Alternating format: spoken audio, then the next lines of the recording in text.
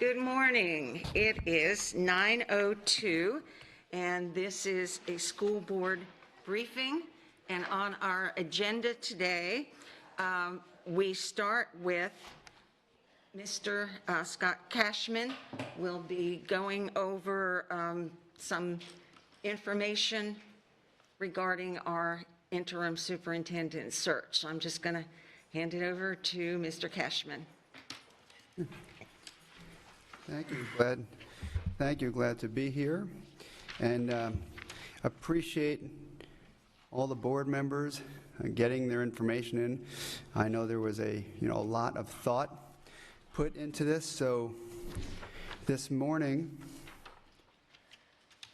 I'll walk through the interim superintendent candidates with the goal based on the board of having 3 to 5 finalists chosen. Once we get through this, and we'll take one agenda item at a time, we'll go through an interim superintendent recommended group interviews. I'll go through that recommended process and reiterate the process specific to the individual questions as well. Is everyone ready to get started? So you had a total of 30 candidates who expressed interest in the interim superintendent role. And of that, we asked each of the board members to go through a rubric, and based on the total points earned by each board member, we were able to identify a top 5 candidates, the top 5 candidates per each board member. So I'm going to walk you through the rankings by each board member, and the goal again this morning is to narrow it down to 3 to 5 finalists. So we started with 30 candidates. The ranking I'm going to walk through will show that we had a total of 14 unique candidates who were among the top 5 by at least one of the board members. So would first like to congratulate all those who made this top 14, because there was a lot of great experience, a lot of candidates with great experience who submitted and expressed interest in this role. So what I'm going to do is I'm going to walk through each of the names in alphabetical order. Specifically, these are the names, the top 14 who were among the top 5 of at least one of our board members. And then I'm going to let you know how many board members had this candidate in their top 5. So we're going to start with Wayne Alexander. Wayne Alexander was top 5 based on points earned among 2 of our board members. So 2 of our board members, and you could see there Ms. Gittens and Ms. Jordan. Charles Bell had 2 board members choose him in the top 5, Ms. Gittens and Ms. Giovanelli. Santaris Brown had 2 board members in the top 5. That was Ms. Fisher and Ms. Gittens. Thomas Buchanan had Ms. Fisher pick him among the top 5, and so 1 board member. Denise Carlin had 3 board members pick her among the top 5, Ms. Fisher, Ms. Jordan, Mrs. Patrica. Vicki Cartwright had 3 board members choose her in the top 5, Ms. Jordan, Mrs. Patrica, and Mrs. Morgan. David Dude had 3 board members. I'm sorry, Mr. Cashman, or Ms. Vaughn, I think that's Ms. Giovanelli. Okay. Ms. Giovanelli, are you on the line? I am. Okay, we've just started, and Mr. Cashman's going over the ratings on the different candidates. Thanks. So we'll take off where we left off. David Dude had 3 board members choose him in the top 5. Ms. Jordan, Mrs. Patrica, Ms. Vaughn. James Fell had one board member choose him in the top 5. That was Mrs. Morgan. Leonard Fitz had four board members choose him in the top 5. Ms. Gittens, Ms. Giovanelli, Mrs. Patrica, Mrs. Morgan. Mrs. Morgan would like to say something. Oh, go ahead, Mrs. Morgan. So actually, Fitz is my number 1. Even though the score did not come out that way, I want the board to understand that Fitz is my number 1 candidate. So, please make whatever notation. Yeah, and thank you for sharing that, and that's a good reminder, is that the earned points serve as a reference guide for each of you. In the end, you all choose who you want as the candidate as we're picking the top 3 to 5. The points were a reference for you. Yes, Ms. Vaughn. Okay, since Ms. Morgan made a comment, I'm going to also make a comment about one of the candidates, David Dude. He was one of my top 5, but I would like to remove him now from any consideration from me. As you know, 4 o'clock was the time that we needed to have all of our information turned in, and I continued last night kind of painstakingly taking a look at my top 10, and I came across some disturbing information about Dr. Dude that would remove him from any consideration, and I'm hoping that perhaps if the other board members that chose this man didn't have a chance to take a look at some reports about him, very recent reports, that they would also take a look at that. Okay, and that'll no doubt come out in the dialogue we'll have as we get to 3 to 5. Okay, So I'll be able but to. since we're Yeah. talking about it, I would just cross him out as my consideration at all. Okay, thank you. That's helpful. So that would mean 2 people for him. James Gambiani had 2 board members who chose him in the top 5. Ms. Giovanelli, Ms. Vaughn. Jason Nault had 3 board members who chose him in the top 5.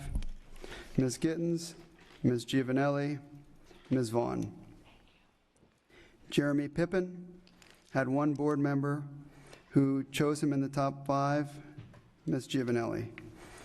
Angela Pruitt had 3 board members who chose her in the top 5, Ms. Fisher, Mrs. Patrica, Ms. Vaughn. And last, Kenneth Savage had 3 board members who chose him in the top 5, Ms. Jordan, Ms. Vaughn, Mrs. Morgan. And so now we'll have a facilitated discussion to get to the top 5. We again want to congratulate these who made it to the top 14. And one suggestion I'm going to make to get started would be to start with Leonard Fitz, who has 4 board members who chose him in the top 5 on their list. So as we look to get a 3 to 5, he already had a majority of your top 3 to 5. So with that, and again, we're going to walk through each one of these. I'd like to recommend that we would start with a motion that he would be among your 3 to 5. Okay. I will make the motion. Madam Chair, so Yeah, I not a wanted to- motion yes. because we're in a briefing, so take consensus. Right. Okay, let's have consensus to start with Mr. Fitz. May I ask a question? Before a motion, do we have to do a consensus each time if we're in a voting meeting? No, this is not a voting, this is not a Not a formal, voting this is a meeting, but do we have briefing. to take consensus if we have a motion? I'm sorry, repeat what you said, Ms. Gittens. Do you have to? I'm just confused that, do we have to do a consensus before we do a motion? Okay, so this is a briefing meeting, so there's no motion in the briefing meeting. Tomorrow's the see action what you're meeting, saying. Okay, and you will have all your right. motion. So this is just to be able to, I believe what Mr. Cashman is trying to do is just start the discussion to try to Okay, get I to understand. your 3 to 5. Thank you. A question too? No, I just wanted to reiterate back what you had just spoke about. If you could remove me from that as well because of my after research on Mr. Dude. Mr. Dude? Correct. Thank you.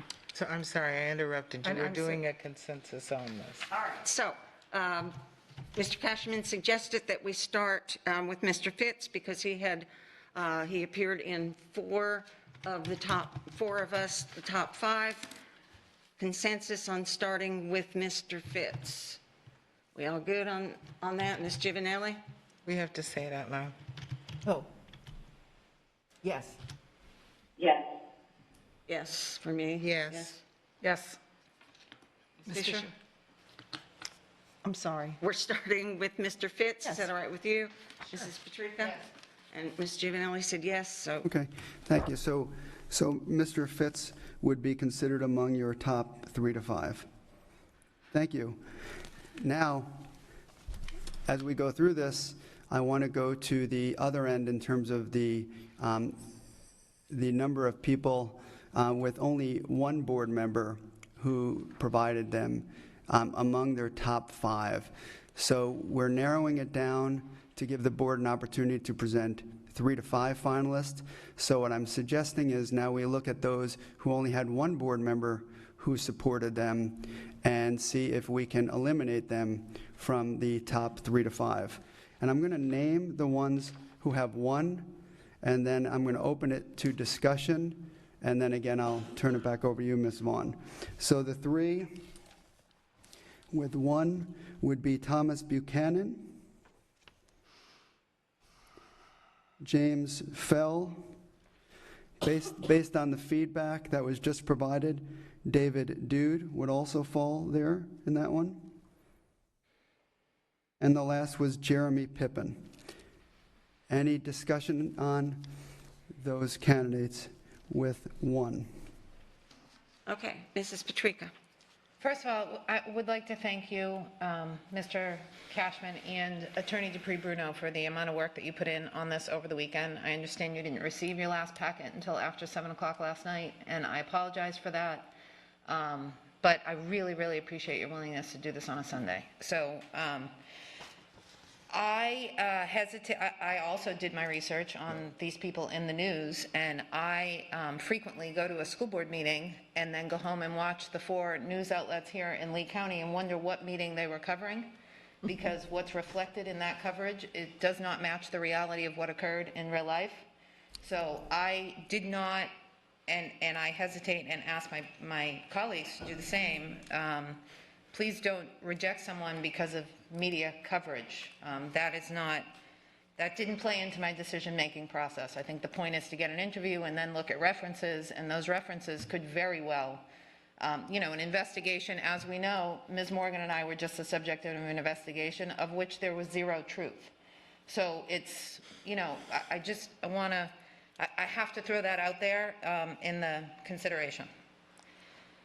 Okay, Mrs. Gittens?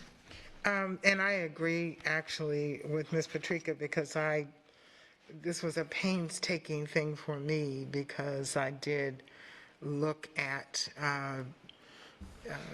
basically Googling and searching for each one of the candidates, which can be very subjective, because when you Google someone's name, you don't know if that first article is something that was placed there by some algorithm to have it first. So, I kind of went down the line and went to like the 5th or 6th thing about the person. But I do agree that you don't know how truthful or how straightforward that is. And I had that bit of angst as well. Do you negate someone because of an article? Now, if I found several articles from different venues and that type of thing, then I did it. But I agree, we have to be a little bit leery of that. So might I suggest then, if there's no other discussion that you take. I do have a Oh, comment. yeah, go ahead. Yes.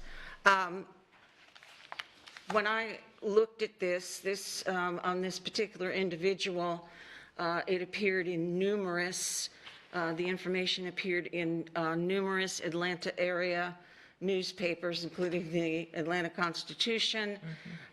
This was a person who was unanimously removed. He resigned, but I would say under pressure. They did it amicably, but there were still investigations pending, and he was unanimously removed. So I find that the kind of information that would take him out of consideration for me. We don't need to bring somebody, even if he eventually is cleared of the allegations, we don't need someone here as our interim with that kind of thing hanging over him. So that was my reason to omit him. Okay. So why don't we start then with David Dude, and then see if we can get consensus either by a show of hands, how many would want him among your top 3 to 5, and then a show of hands with thumbs down, how many would not. So is it okay for me to ask? Should I Sure, ask? you go Okay. ahead. Okay, I just want to make sure. So by show of hands, thumbs up, how many would like Mr. Dude in their top 3 to 5 for consideration? May I say, Mr. Cashman, we need to do it verbally. Oh, I'm sorry, verbally, we'll go through. So you could say yes or no. Mrs. Morgan? No. Ms. Vaughn? No. Ms. Gittens? No. Chair Jordan? No. Ms. Fisher? No. Mrs. Patrica? I will go with the majority. Okay, and Ms. Giovanelli? Okay, so at this point, we're going to have a no with Mr. Dude. Thank you. Let's go next to Thomas Buchanan. He had 1. He was among your top 5. Ms. Fisher, have discussion on him. No additional discussion. What we could do is we could do the same thing when you're ready, is we can take consensus and just go down the line. Ms. Morgan, Thomas Buchanan among your top 3 to 5 for consideration? No. Ms. Vaughn? No. Ms. Gittens? No. Chair Jordan? No. Ms. Fisher? The majority, no. Okay. Mrs. Patrica? No, thank you. Thank you. Ms. Giovanelli? No. Okay. So we have a no next to Thomas Buchanan. And we'll also see, and thank you, Ms. McClung, we're also putting it on the screen in terms of yes or no, and so the board will have that, your top 3 to 5. The next one, with 1, we're going to discuss James Fell. Ms. Morgan, you had him as your second one. Mm-hmm. And so discussion first. No discussion. Let's go down in terms of, would you like Mr. Fell among your top 3 to 5? Mrs. Morgan? I'm going to, just give me a minute to go with the others first. Okay, Ms. Vaughn? No. Mrs. Gittens? No. Chair Jordan? No. Ms. Fisher? No. Mrs. Patrica? No, thank you. All right, Giovanelli? No. go with the majority. Okay, thank you, Ms. Morgan. So James Fell will not be in the top 3 to 5. The last one with 1 board member. Support in the top 5, Jeremy Pippin. Ms. Giovanelli, you had Jeremy Pippin tied for 3rd. And so let's open to discussion.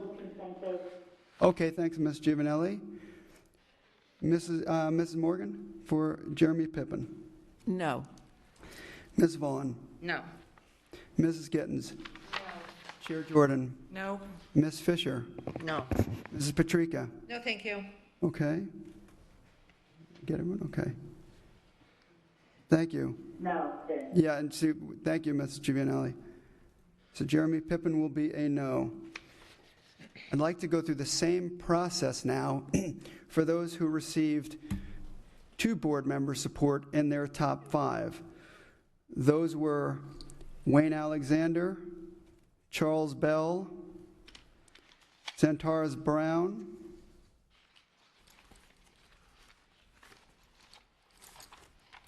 I believe that is it.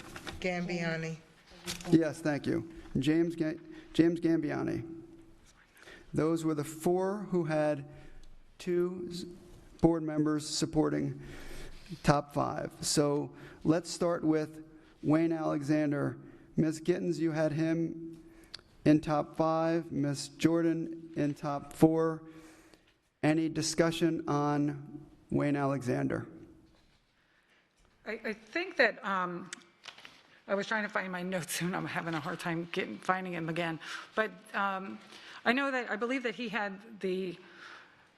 was a superintendent of one of the largest districts. I think he had 2,300, if I'm remembering off the top of my head, was the closest to us out of everybody that I read, as far as student population and staffing. So that to me was, gave him a little bit of extra, but I'm still looking for my notes. Okay. And I'm kind of in the same boat. I did see that as well, that he had experience with a larger district, but he was my number 5 because we had to have 5, so I can live with the consensus of the board. Okay, thank you. Ms. Morgan. Yeah, so I liked the breadth of his experience, both in terms of the demographics of the schools he's been involved in, some of, his administrative management experience, his work with alternative education, CTE. I think the one thing that worked against him from my point of view was lack of experience in a really large organization, but I thought he was a good applicant. Other discussion? Ms. Fisher and then Mrs. Patrica. Yes, so when I reviewed his credentials, it looked like he had exceptional academic experience and qualifications, but there was no evidence of community involvement or his work with, with people or students. It was a very academic, and we need that, but we really also need someone who will help our people organization move forward. And one of our issues is our, retaining good quality people and finding people to fill empty positions at this time. So, no. Okay, thank you. Ms. Patrica? Hernando is an elected superintendent position, not an appointed, and those are 2 significantly different roles. So that gave me great pause and concern. And a couple of the things on the resume, like being an adjunct professor is not related administrative experience, which is where that was listed on his resume. In addition, he did list school board membership as an award or recognition, but the school is not actually open, and the application for that charter has been rejected by several counties in Florida. So that felt a little misleading to me. And you know me, I had serious concerns about the numerous grammatical errors throughout the application. And finally, the experience doesn't seem to be progressive. It's back and forth. It's, go from superintendent to assistant principal to principal, back to assistant. That was not progressive to me. Those are my comments. Thank you. Thank you. Yeah, and What I'd like to do is, can I just say, I'm going to agree with Mrs. Patrica. I didn't rate him really highly, and that's the first thing I noticed when I was looking at my notes here on the work experience. I rated him a 2, the history of progressive responsibility. So I wouldn't include him. Thank you. Chair Jordan? I'd be more than happy to remove him. Okay. So what we're going to do is we're going to walk through Wayne I don't know about Alexander, this, but- and we will start with Mrs. Morgan. Wayne Alexander for top 3 to 5. I'd like to make a suggestion that I sort of feel like if we get through all the 2s and, we reject all the 2s, and then we get down to the 3s, and we haven't even had any discussion about the individuals. I'd like,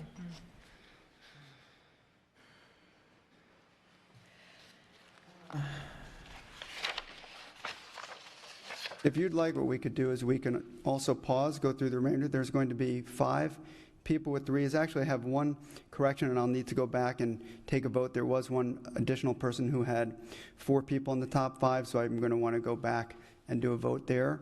But if it's the board's preference, the facilitated process, I was going to walk through those with 2s and then those with 3s to help facilitate this process. I guess what I'd like to do is maybe hear about all of the 2s before I vote on any of the 2s, but maybe, I don't know if that's what the board would like to do. I'm just concerned that we're moving very quickly to strike people, and I'm concerned that we're moving very quickly to strike people. Why don't we do that? Can I pause and go back? There was one person who did have 4 in the top 5. I would like to discuss that person, and then I'll go back to all the 2s. Kenneth Savage had Ms. Fisher, Ms. Jordan, Ms. Vaughn, and Mrs. Morgan pick him in their top 5. So just like we did with Leonard Fitz, that's one that already has 4 board members. I wanted to open up to discussion with Kenneth Savage and then get consensus. Mrs. Morgan? So I frankly am not enamored of internal candidates. So even though Dr. Savage came up number 1 in my ranking, I felt that his letter was a call to action as a change agent, and I don't think that's what we need in an interim superintendent, particularly since that person would not be eligible to become a full-time, permanent superintendent. So even though he is ranked 1, I would not support him as a candidate for interview. Okay. Any other discussion on Kenneth Savage? Ms. Vaughn? Well, I kind of had the opposite view because of his letter.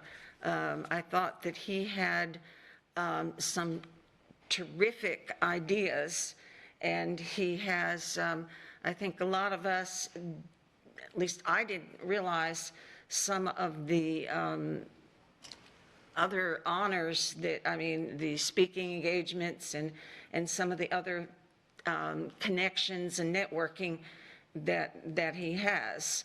And frankly, I'm not enamored either with internal candidate, but he really rose to the top in so many ways. And the letter did influence me because of his great ideas. Okay, thank you. Any other comment? Ms. Fisher?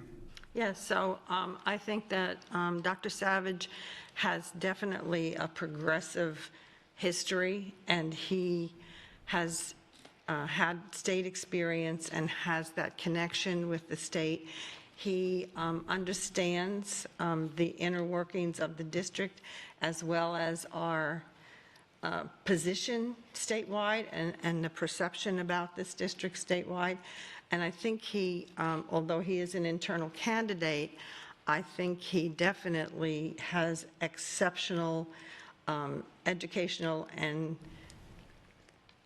community experience and has presented many critical subjects.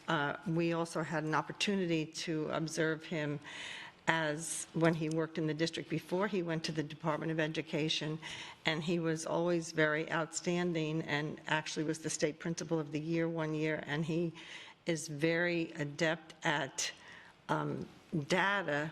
However, he connects the people with the data, and he has had a history of people working with him and for him who have been appreciative of his leadership style.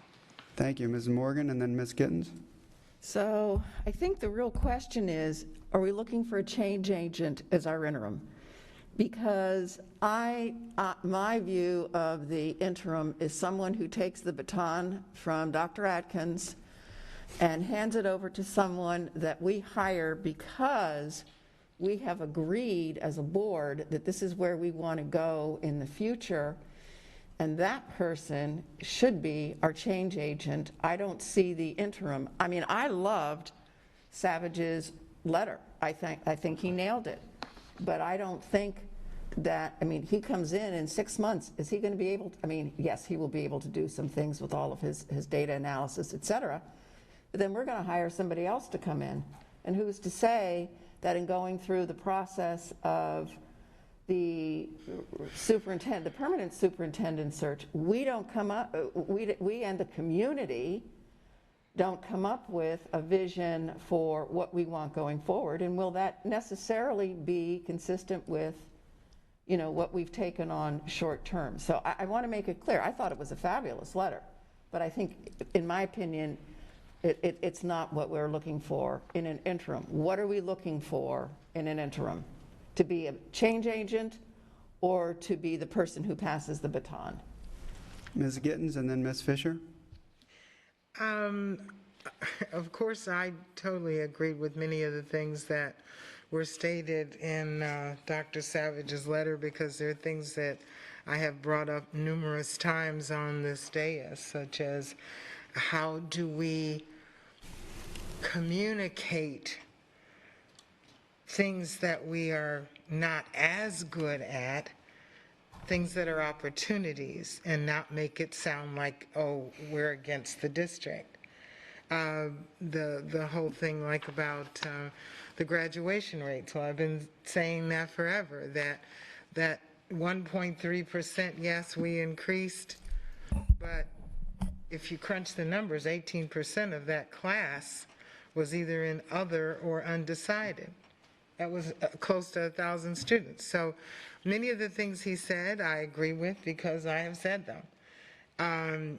And I look at the person in this interim position, which is why I really, really like my number one choice, Mr. Fitz.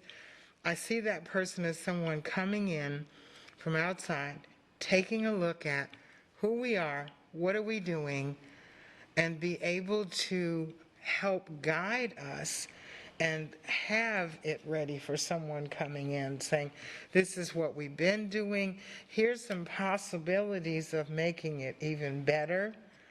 That's how I see that person, and that's why it's what Mr. Fitz does.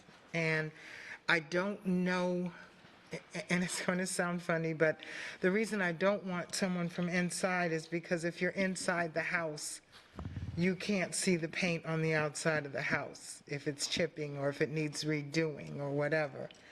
You need someone to look at it from all angles that has not seen the house to be able to offer suggestions. So nothing against any of the internal candidates. I'm sure they could do a wonderful job, but I don't think that's what we need right now.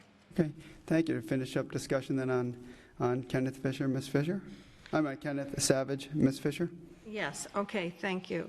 So although he's an insider, he has nailed it in his letter, and he sees that there are things that do need, some small things that need some immediate change or improvement or adjustment.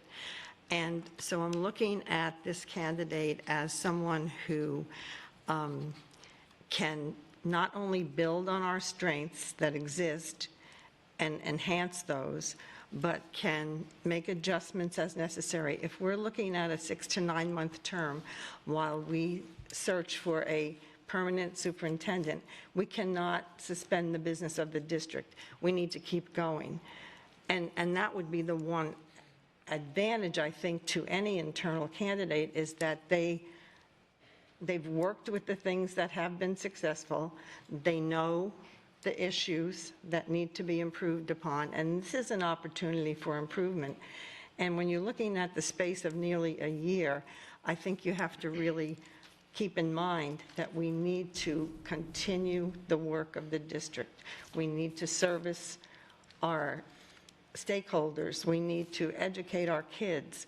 We need to help our staff be able to do the job to the best of their ability. So and my position from early on was that, we should not put limitations on ourselves in making long-range plans, because you never know from day to day what's going to happen. But when I read his resume, and having had the opportunity to see his career grow and blossom and expand to today, I thought, okay, and he was my 5th choice, but based strictly on the requirements of the rubric. And his writing was outstanding. I'd like to say something. Ms. Giovanelli? I think he was in my top 10, and I loved his letter and his honesty. However, I think we need fresh eyes at this time, and he has opportunity to really help the interim, and I think he would be an asset. And so I'm not opposed at this point. So if there's no other discussion on Kenneth Savage, I'd suggest that we see if there's support, and then we'll go back to all those who had 2 board members. But for Kenneth Savage, I'd like to see if there's consensus on putting him in your top 3 to 5. Mrs. Morgan? Did we hear from every board member? Oh, I'm sorry. Did we hear from every board member? Because there are 2 very different points of view here, and I would really like to hear from board members who haven't spoken. Chair Jordan? I chose, he was one of mine, and the reason being, his letter really kind of did it for me, even though, in reading everything else, because I've just met him, when I first got here. It's the first time I ever knew this person. But seeing, knowing the fact that he did work with the state, and just knowing how, because I know we keep speaking about we need, to make sure that we have somebody that's going to be calming, that's going to work with everybody to continue on. What I have seen of this person, when in the community, board meetings, wherever, if there is an issue, he hits it head on. He will, not afraid to speak to the community members, has great communication skills, and even with the board members. So I think he would be a good person, or one of the top 5, at least, to be considered. Thank you. Anyone else who hasn't spoken? I haven't spoken. I don't really have anything to say. Okay. Thank you, Ms. Patrica. He wasn't in my top 5. I like him. I like everything everybody has said. I agree with. I don't have any objection to an internal versus an external. My gut is that he's just not ready. Okay. Why don't we see if Kenneth Savage has your support to be among the top 3 to 5 considered. Mrs. Morgan? Yes. Ms. Vaughn? Yes. Ms. Gittens? No. Chair Jordan? Yes. Ms. Fisher? Yes. Ms. Patrica? I can live with him. Okay, we'll take that as a yes. Is that okay, Ms. Patrica? I'm sorry, Ms. Gittens? Ms. Giovanelli. Yeah. Ms. Giovanelli? Yes. So that's, how many? 6-1. Okay. Kenneth Savage will be in your top 3 to 5 to be considered. Now we're going to go back and we're going to review each of the twos, open it to discussion, and then we'll take a vote to see if we have consensus on each of those who had 2 board members who picked these candidates among their top 5 based on earned points. Wayne Alexander, Charles Bell, Santaris Brown, James Gambiani. Some discussion? We had some discussion on Wayne Alexander already. Any more discussion on Wayne Alexander? Otherwise, I'll go to the next. Charles Bell, discussion.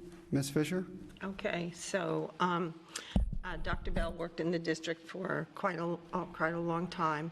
I think that as far as senior leadership, his experience is limited, and on his cover page, he put as his leadership experience, President of National Association of Student Personnel, PERSONAL, administrators, and it's personnel. So that was a glaring mistake right You'd be there. shocked to know I picked up on that too. No, I'm not shocked. But yeah, I think, I don't think that all told, he had any indications in his resume, and that was what we were doing. We had the rubric based on their resume and their applications, and his was very minimal. So I'm... Thank you. Any other feedback on Charles Bell? Chair Jordan. I'm going to basically say the same. When I looked at it, it was like I was like, where is his resume? It was just compiled. It was one paragraph, pretty much, of what he's done. But I do see that it's all in one location. Well, I don't know what happened after 2005, but from 1970 to 2005, it was just a paragraph. Oh, okay, I see underneath now. He went backwards.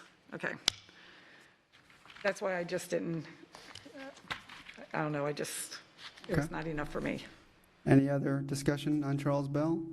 Ms. Patrica? He might be the most qualified person on this list, but he did not demonstrate that. Okay. There's nothing there. Thank you. Any other? And keep in mind, since Ms. Giovanelli? Yeah, sorry. I picked him because I've heard a lot of wonderful things about him in the community. I don't really know him personally, but I heard that he is a calming, and I was just thinking about a simple transition and a change with fresh eyes to look at the district at this point, and to hand the baton over to a permanent would be something that the district in itself. I got his name from staff that thought he did a great job when he was in the district. So that's where it came from. Thank you. Anyone else? Ms. Gittens? Yes, I had got quite a bit of feedback from community about him, and I know that there is somewhat of an appetite for people to have, the discussion has been to have someone who knows the district and all of that. So that was why he was one of mine. But I will go with the majority. Okay. Any other? Ms. Fisher? Just one more comment, and that is that he's been retired for several years, and I think that the changes that have occurred in this district in the last 10 or dozen years have been remarkable regarding technology, social media, and so the fact that people say he knows the district, I think he knew the district, but I think it's different than it used to be, and so that would be another challenge for him, I think. Okay, thank you. Any other discussion on Charles Bell? Santaris Brown, any discussion on Santaris Brown? Mrs. Patrica? Lots of typos in the cover letter, strong academic experience at college level, no documented experience with budgeting other than the administration of a $4+ million grant, no documented experience in facilities management or HR other than some recruiting efforts, no documented experience in working with a board or other panel of supervisors. GISA was a big part of his resume, and I cannot figure out what that is. There's a Facebook page, but there's nothing else, and it appears as if the district in which he was a superintendent served a very, very small number of students. Thank you. Any other feedback, discussion on Centaurus Brown? Okay, Ms. Giovanelli? I'm none. Okay. Hearing none, we'll go to, May I ask you something? oh, Ms. Fisher, I'm sorry. And Ms. Fisher and then Ms. Vaughn, I'm sorry. Okay, so I was impressed with his resume in spite of the typos and other little errors. His experience seems very global, and I thought he would be worth interviewing based on the broad amount of leadership he had discovered and experienced. So that was why I had him in my top 5. Thank you. Ms. Vaughn? And then Mrs. Gibbons. Yeah, I know we said that we were going to wait on Wayne Alexander. We didn't vote on Charles Bell, and I thought I heard some pretty definitive opinions on that, so I'm wondering if... Yeah, I thought I would finish those who had 2 board members, and then we'll vote on each one of them. Oh, okay. Okay. Ms. Gittens? What I liked about Mr. Brown was his broad and more global experience and community experience and education, and he seems to be someone that can easily get along and pick up on what he has to do. I was fairly impressed. I know there were some things that were errors, but he's done a lot. And again, a fresh set of eyes coming in, not to be the change agent, but to take their experience and be able to possibly tell us some things that we could do to get better. Thank you. Any other discussion on Centaurus Brown? And the last one who had 2 board members with support was James Gambiani. Discussion? Yeah, I had... Yeah, Ms. Vaughn. Yeah, he came out very high. As a matter of fact, I think the highest on He was mine, yours. That's correct. Because I thought he had an interesting combination of, we said that we were interested in taking a look at men and women who had been CEOs, et cetera, in private industry. And of course, very, very strong background in terms of leadership and in terms of budget finance. He has an MBA. But the other interesting thing is it appears that he's always been interested in education and did serve for 8 years on a school board in Wheaton, Illinois. And I just thought that he had a unique combination of skills and would be an excellent leader for our interim. Ms. Gittens, and then Ms. Fisher. Yeah, at first he was high up for me, and then as I looked closer, I know we have talked about having that corporate experience and, that aspect, and I just kind of felt like he was not middle of the road with that, with corporate and education. He was more on the corporate side with some education, but it was minimal to me. So I like the idea of someone in corporate but I think it should be closer to a mix of corporate and education. Okay. Any other discussion? So, yeah, so I, And keeping in mind, oh, go ahead. Yeah, Ms. Giovanelli. I really liked him. I thought that his perspective was very progressive. And so I would like to see him in, to stay in. Okay. Anyone else? so yeah. Ms. Fisher? Yes, in reviewing his resume, I see that he's very strong in technology and budgets, but I didn't see any evidence of other kinds of accomplishments. And so I think we need somebody with a more global perspective when you look at the different departments that need to be dealt with and some of our outstanding issues. And again, I tried to give credibility to the things that we had decided in the rubric were important. So I don't think he covered the gamut. Okay. Ms. Patrica? So I think I wrote in my notes that he could be that FIP we're looking for, that formally important person. But I did research the company, and it appeared to have very, very few employees and a very, very, very small budget. And that's not really what I was thinking about when I was thinking about a FIP. So he did initially come out very high in my evaluation, and then when I went back and looked more deeply, I was concerned about the size of the organization that he led. Okay. Thank you. Ms. Morgan? So I found it interesting that knowing what a school board does, knowing what a superintendent does, that he didn't tailor his resume more to highlight the kinds of things that he would imagine that we would be looking for in a temporary person. So he also started out high in my list, but then I thought, this is a generic resume. So that was, I just don't know enough. Ms. Gittens? And I agree. Like I said, he was high on my list at first, but I agree, this is more of a resume if you're doing a corporate search. And there was one part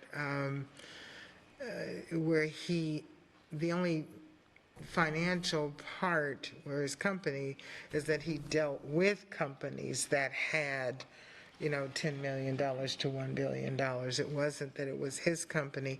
And the other place that I put him kind of low was community. He seems to have a very good touch on business and companies, and not a lot of that touchy-feely that, our product is people, so. You, Chair Jordan? Well, I agree with the majority of my colleagues, but I was really concerned, that did kind of was disturbing when you did see that he was on the board for the 8 years and 4 years for parent advisory. You would definitely think that he would know how the districts run, and so to me, it was like, I would have geared my resume more towards that as well. But I think what, if he has, it appeared, and when I researched him as well, it appeared that he still does have this company. So how do you do your company and, I don't know, and work here as well? How do you do both of those at the same time? That was my deciding to take him back off of my list. Okay. We've gone through those who've had 2 board members, put them in the top 5. We have 8 slots left. Basically, you've chosen 2 you want in your top 3 to 5. So we have between 1 and 3 more left to for you to consider for your top 3 to 5. So I'd like to go back to the top and then walk through first. Wayne Alexander, do you want him considered among your top 3 to 5? If we're ready, I'll start with you, Mrs. Morgan. Yes. Yes. Ms. Vaughn? No. Ms. Gittens? Yes. Chair Jordan? Yes. Ms. Fisher? No. Mrs. Patrica? No, thank you. Giovanelli? For Wayne Alexander? Yes. 4-3 yes. Wayne Alexander would be in your top 3 to 5. That list leaves 2 left.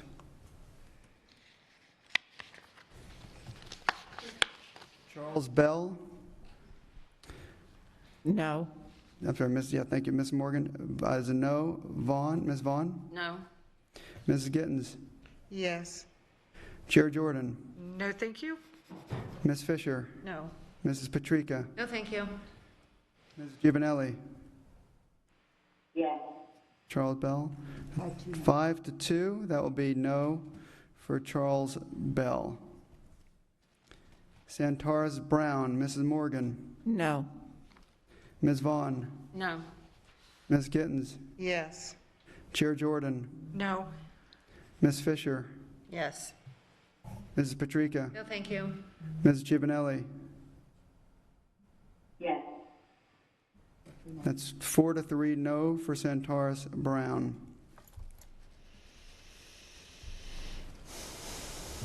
James Gambiani? Mrs. Morgan? No. Ms. Vaughn? I'll vote with the consensus. Ms. Gittens? No. Chair Jordan? No. Ms. Fisher? No. Mrs. Patrica? Or James I can Gambiani? also live with it, so I can go yes or no on this one. Okay. Ms. Giovanelli? Yes. Okay, it's 4 to 3. Well, I had 4-1, It's actually worse. two that are So we have 1 yes, 2 that could live with it. So that's, So that's 5, No. 6 no's. So that's, Yes. 6 noes. 6 no's, 1 so let me just clarify, those who could live with it, I go with the majority, so that's a no. that would be a no. I said I'd go with the consensus. Majority, yep, 6 to 1. Is that correct? Yep. 6 to 1, that would be a no for Mr. Gambiani. Now, you have chosen so far 3 among your top 3 to 5. That leaves only up to 2 more for you to bring forward for your approval. I'd like to walk through each one, have discussion, and then we'll take a vote, keeping in mind that we only have up to 2 more slots. Denise Carlin, Vicky Cartwright, James Nault, Angela Pruitt. Let's start discussion with Denise Carlin.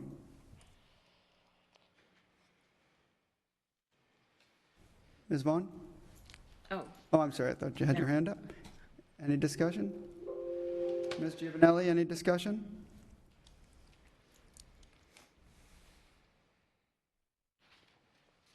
No.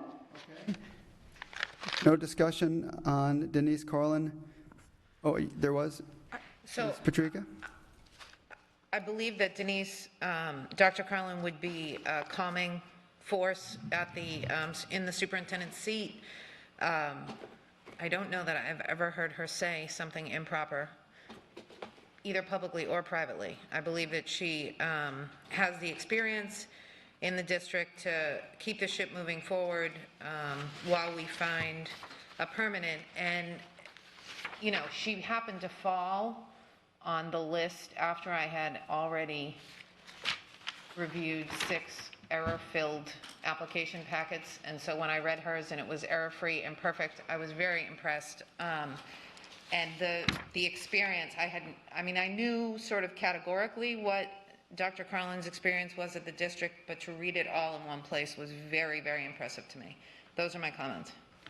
You, Ms. Fisher? And I would echo that because I think based on her experiences and her connections in the community, she can hit the ground running. She's politically correct, and she does have a calming affect. Okay, thank you. Mrs. Morgan? And I would respectfully disagree. I don't think she has the skill set or the experience to be in that position. Ms. Gittens? I agree with the calming effect. I agree with several of the things. I still maintain personally that we need someone with fresh eyes. And I just, nothing against her as a candidate. I just believe we need someone that can come and give us a different perspective before we get into the permanent. Again, Ms. Vaughn? Yeah, I'd say Dr. Carlin is very good at what she does, but I don't see her, I agree with Ms. Morgan, the skill set and just, she has a lot of pluses, but I think overall, she would not be a strong leader for us. Any other discussion? Yeah, Chair Jordan. Thank you. I think and it's hard because when you're doing 30 of them and you're ranking them, so you really don't have any idea how this is all going to fall out when you get there. But when I was looking at Dr. Carlin's, I do know that, she does have experience in the district, as the strategic planning and community engagement, which she definitely knows the community and the people here of Lee County. She's very calming, and as far as, I know everybody keeps saying fresh eyes, but I thought we were really trying to make sure that we have somebody that's going to continue moving us in the direction to keep us going for those 6 to 9 months until we get a strong superintendent that's going to come in here, and that's how I was looking at these resumes, somebody that's going to keep us moving forward and keep everything together so that when the permanent person comes in, they're going to be able to take the helm and move with it. So that's why I had scored her the way that I did. Thank you. Ms. Gittens? I don't know. I just want to reiterate the same thing. I think that when we're talking about someone internal, I give a quick example. When I used to do supervisory training with Bank of America, one of the things in the training was the honeymoon period is over very short if you are working in that department and suddenly you are raised to another position. There is always that the respect time if you're coming out of the same group of people. So that is a concern for me. Is everyone going to say to an internal candidate, okay, now you're my boss? And you kind of look at them differently if it's somebody you don't know. So anyway, Thank you. just Ms. throwing Fisher? that out there. Oh, thank you. Ms. Fisher? So then, in looking at Dr. Carlin's resume, she has had experience in most every department in this organization, including HR. She has done a lot of additional professional development. And my rubric did not say that internal people were eliminated, so I went by the information that was proposed, and I thought we agreed to follow the rubric. And if we were not to entertain internal people, then we should have had that clear in the beginning. So, just look at her resume. I mean, she has helped us through the sales tax, she knows the community, and she has the qualifications. And now, it might not look that way in the interview, but I'm just saying. Thank you. Ms. Morgan? So I want to make it clear that I rated without the prejudice of internal or external. I am opining on my scores after the fact. So I absolutely rated her based on the criteria that we were asked to evaluate her, and she still didn't come out in my top 5. And I will make an editorial comment here, having been in the district for 10 years. Just because something is on the resume and somebody has done it doesn't necessarily mean they did a great job or that they were suited for that position. I believe Dr. Carlin is exactly where she should be. That's the risk of being an internal candidate. There is already a personal opinion about that person. Thank you. Thank you. And in fairness, as we go through all the candidates. When we take the vote, we'll take the vote without worrying about how many were within the top 3 to 5. I wouldn't want us to get to a number and you're like, oh wait, there's only 1 slot left, 2 slots left. So in fairness, we'll have 4 we're reviewing, and we just want you to vote as you would, and then we'll see how many candidates came out as finalists. Any other comments for Dr. Denise Carlin? Okay. Vicky Cartwright, any discussion? Mrs. Patrica? I thought the transportation partnership with the city was really impressive. That showed some innovation. I want to say they went from like 100 riders to over 6,000 under, given an agreement she entered into. A strong demonstration of experience in all the categories of evaluation. Her current district is a bit small, but the Orange County cabinet experience illustrated that mega district high-level executive experience that I was looking for. Unfortunately, there were some grammar and typo issues in the packet. Those are my comments. Thank you. Thank you. Any other comments? Chair Jordan. Well, I chose her based on her resume, and she was a superintendent. And actually, I went back and I watched, I don't know why I do this to myself, but I went back and I watched some of their board meetings too, just to see how the person, handles themselves. And if you are saying that you are superintendent, I'm going to find you to see if you really were. And I did not see on some of these, what they stated. So to me, she was real. She's a real person. And I thought that she handled herself very well. And it seemed like everybody was very respectful to each other. So I like that. And you could see that I just felt that she could work with just about anybody, which I thought was good. Other comments? Ms. Vaughn.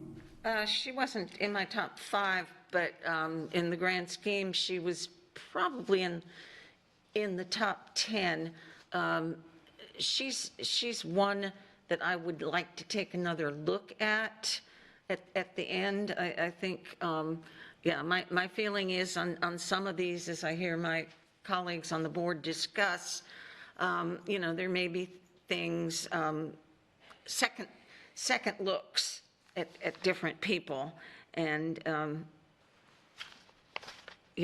don't know what your process is, but at this point, I would keep her on the list because I would want to take another look to see if she would hit what I would consider the top 5 for interviews. Thank you, and yes, to respond to that, I'll make sure after we go through the discussion on each one, we'll take a vote on each one, and I want to make sure that everyone just stays neutral and decides in support or not without worrying, did we exceed the 3 to 5? Okay. So that's what we'll do. So we're not it's going to be at the board's discretion, so we'll make sure each one, is treated equally. And with that, Ms. Gittens, you had a comment? Yes, she was one of my top ones as well. In fact, she was tied to be in my top 5, and when I had to decide, that was tough. But since we've eliminated some of my others, I really would like to see her in the top 5. Thank you.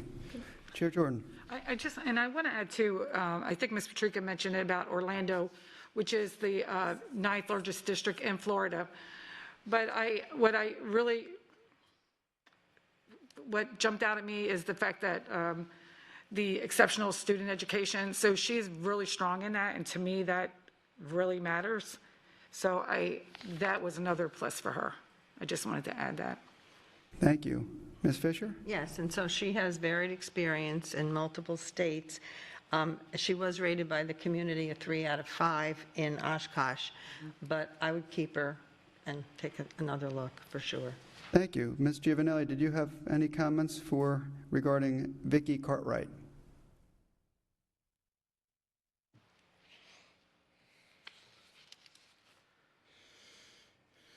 Ms. Giovanelli? Yes, I would like to see her stay. I'm sorry, Okay. And again, we'll go through the vote and just want to see, thank you if you had additional discussion. If no other discussion on Vicky Cartwright, we will go to Jason Nault. Jason Nault, any comments, discussion?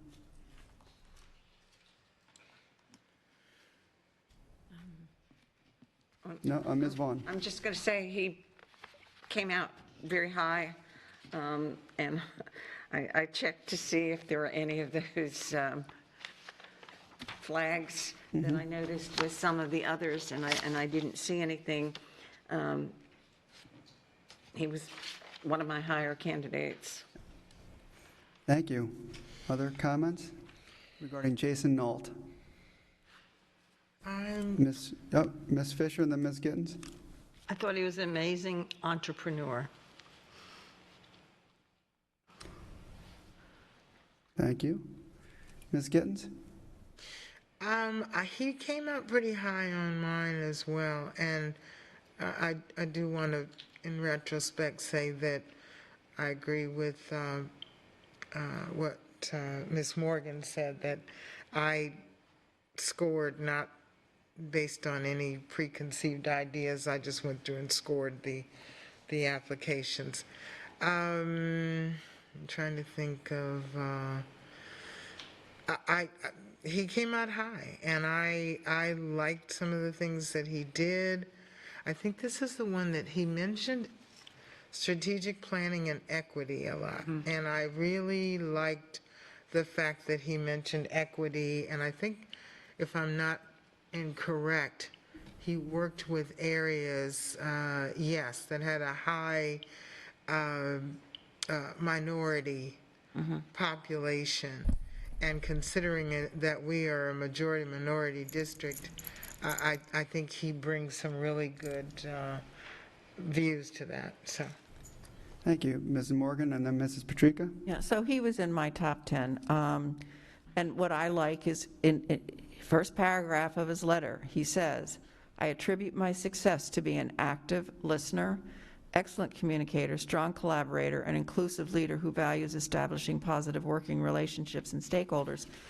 And although it doesn't, he doesn't reference that in his resume, the things he has chosen to do support that statement. So I thought he was interesting. Thank you, Ms. Patrica, and then Ms. Fisher. As I go through the rubric, he was good, but does he make the top 5? In my mind, no. No real budgeting experience beyond departmental, from what I could gather. No board experience. Engagement with the community was just average. Ability to solve problems innovatively was just average. So again, good candidate, no doubt, but if we're looking to draw a line somewhere, I don't think he gets above that top 5 for me. Okay, Those are my comments. Thank you. Thank you, Ms. Fisher. And I thought the one strength is that he is an equity-focused reader and interested in working with diverse communities and stakeholder groups, and I think that's going to be critical for our interim superintendent, and he was in my top 10. Thank you. Any other comments? Ms. Giovanelli, did you have a comment? Yes, actually, Mrs. Fisher stated what I liked about it, that as well. So I would like to see him stay in the interview process. Okay, thank you. Chair Jordan? Oh, goodness. He was definitely one of, in my top ones as well. And I think it was because of the fact of the equity, and when I looked at the different schools of where he worked at, it was definitely kind of like similar to what we are, not as large as us, but similar to our population. So I did like that. And I did like his leadership profile. Thank you, Mrs. Gittens.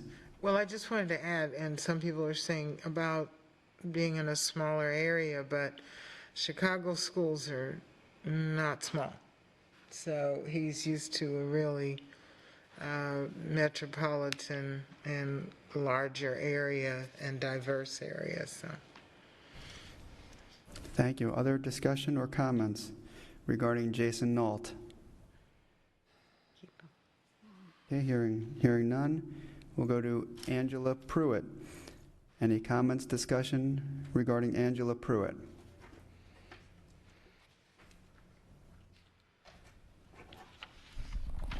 Mrs. Morgan? So again, the risk you run as an internal candidate is that you are already well-known, and much as I absolutely respect Dr. Pruitt for everything she has done in HR, I do believe she is divisive within the cabinet and within the community.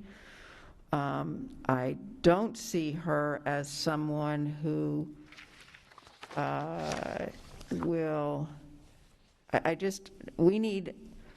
we need to build and maintain positive relationships in this district, and I think it would be difficult for her to step into that position and be able to do so. And that's not about her, it's just about the role she's played in this district, some of the decisions she's had to make, and so I don't see that collaboration vertically and generating a positive relationship at the board level is what would happen. So thank you. Okay, thank you. Other discussion, comments? Mrs. Patrica? I think that it's the obvious next first step for her as you read her resume. Well-written application, progressive experience is evident, all criteria are met or exceeded. The superintendent position she held was for a much smaller system with an unelected board. Those were the sort of the two negatives. And those are my comments. Thank you. Ms. Giovanelli, did you have any comments? I do, thank you. She's a hard no for me. I completely agree with Ms. Morgan. She hit the topic spot on. Thank you. Is there another comment? Ms. Fisher? Thank you. So Dr. Pruitt has a broad range of experience in this district. She has served as a superintendent locally. I think that it is the next step, but I do agree with Ms. Morgan regarding the support that she might have internally and in keeping things moving along based on the position that she has had in recent years. Okay, thank you. Other comments? She was one of my top 5. Thank you. Mrs. Gittens? Yes, and I agree with Ms. Morgan's comments. I think of all of the people on the list and possibilities for this position, I have gotten more feedback regarding Dr. Pruitt. And as Ms. Morgan stated, the ability to work across lines in an equitable way is what concerns many in the community. Thank you. Any other discussion? I have one more thing. Mrs. Giovanelli, go ahead. I think we need to, I want to caution everyone because she's also involved in some investigations and implicated, alleged. So I want to make sure that we probably should definitely not make this a candidate at this time. Thank you, Ms. Morgan. And I want to be clear, I don't want to be negative about Dr. Pruitt in general. I think that she is absolutely superintendent material, but in another district where there aren't all of these other things. So I want to be clear that I think she's done a great job, she's got great experience, but I don't think she's a good fit in this spot at this time. So, thank you. Thank you. Ms. Vaughn? Yeah, you can see that she was one of my top 5. There's no doubt that she has excellent background and experience. However, I agree with most of the comments that have been made. I think she would divide more than unify as a superintendent. So even though she came out high by virtue of her great resume, she would not be a choice for me for interim superintendent. Okay, thank you. Any other discussion? With that, I think we're ready, and we'll go through the candidates one by one. And again, making sure that you just cast your vote without worrying about, did we exceed the 3 to 5? And so with that, we will start with Denise Carlin, and if we could start with you, Ms. Morgan. No. Thank you. Ms. Vaughn. No. Ms. Gittens. Now, this is just to keep people in the 5, right? This would be within the top 3 to 5. Okay, no. Chair Jordan. Yes. Ms. Fisher. Yes. Ms. Patrica. Yes, please. Mrs. Giovanelli. No. That's 4 to 3. No. Correct? Yes. Good. Thank you for confirming that. 4 to 3, so Dr. Denise Carlin will not be in your top 3 to 5. Next one, Vicky Cartwright. Mrs. Morgan. Yes. Ms. Vaughn. Yes. Mrs. Gittens. Yes. Chair Jordan. Yes.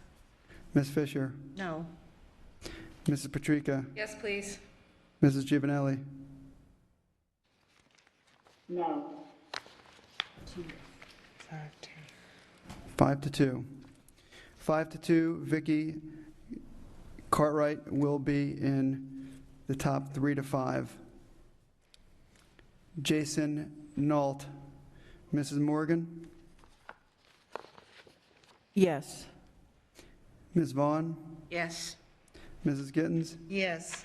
Chair Jordan. Yes. Ms. Fisher. Yes. Ms. Patrica. No, thank you. Ms. Giovanelli. Yes. That's 6 to 1. Jason Nault will be in the top 3 to 5. Angela Pruitt. Ms. Morgan. No. Ms. Vaughn. No. Ms. Gittens. No. Chair Jordan.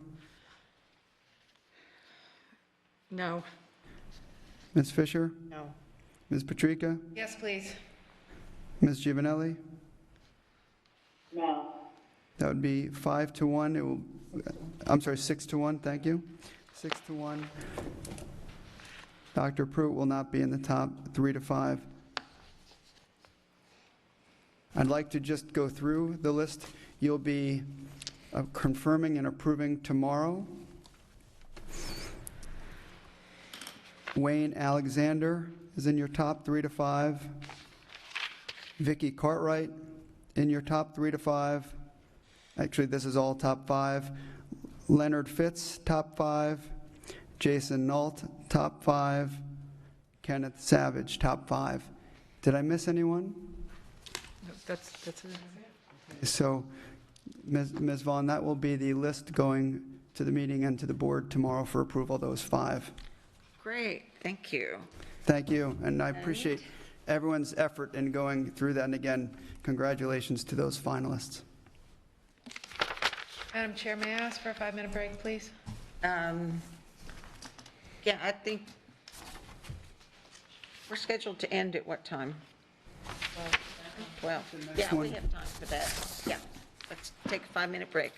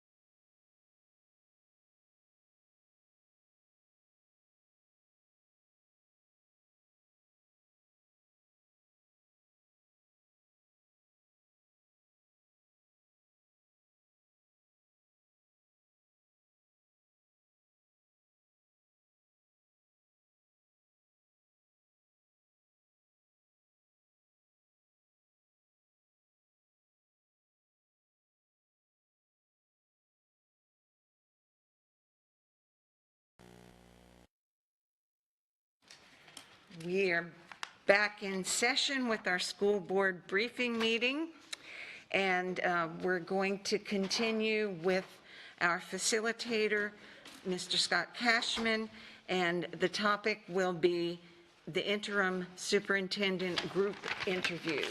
So take it away.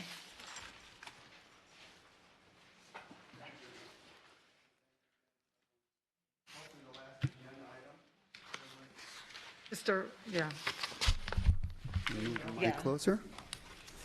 So thank you again. Appreciate everyone's support through the last agenda item. I'd like to walk through the individual interview process and the group interview process just to reiterate. So first, I'm just going to reiterate the individual interview process, and then we will go through the recommended group process. So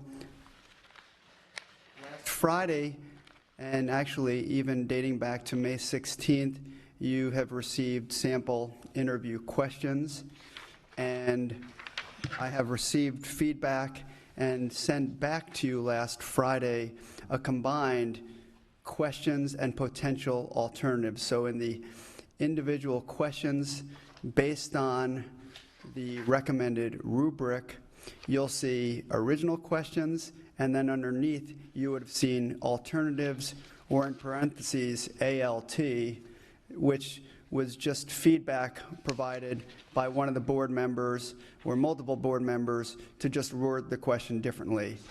What's key here is for each of you to review those questions. You'll all have an opportunity to meet with the 5 approved candidates, and that'll be decided after the board meets tomorrow. Once the candidates are approved, those finalists will move into the interview process. So the recommendation is each of you take the interview sheet provided to you and fill out the questions you're going to ask each candidate. Each board member can choose their own, and you must ask each candidate the same question. By the end of today, we have it as 4 p.m. If you can turn in your questions to me and Attorney Dupree Bruno. The reason for that is just to confirm that it's staying within legal parameters. So again, the question is up to you. We're just confirming it's within legal parameters. If you can get it to us by the end of today, the key is those will be your questions moving forward.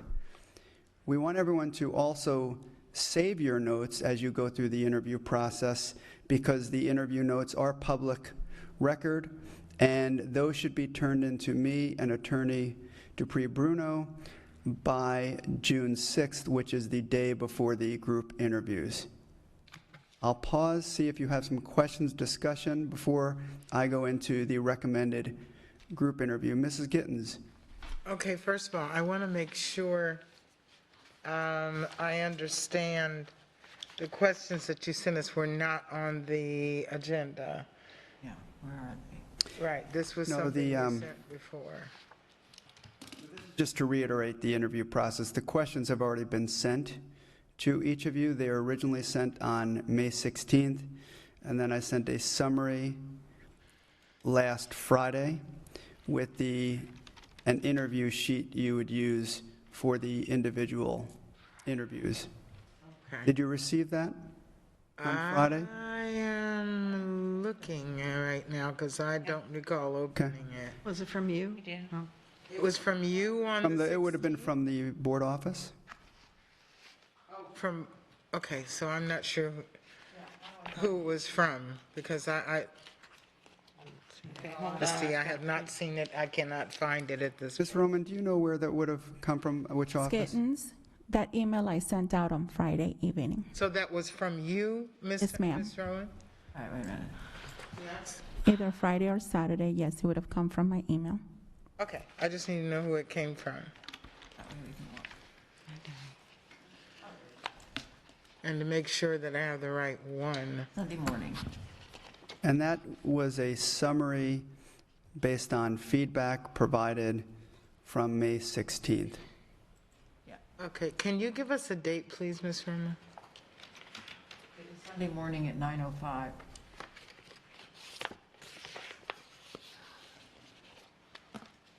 When was it? And I'll come back to you, Ms. Gittens. Mrs. Patrica? So you want me to go through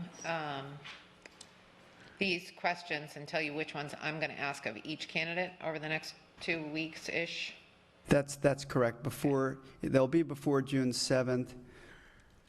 And those are sample questions you can choose from. And if you have other questions you want to ask, you would put that on the sheet, send it to us, and just make sure you have the same questions provided to each candidate.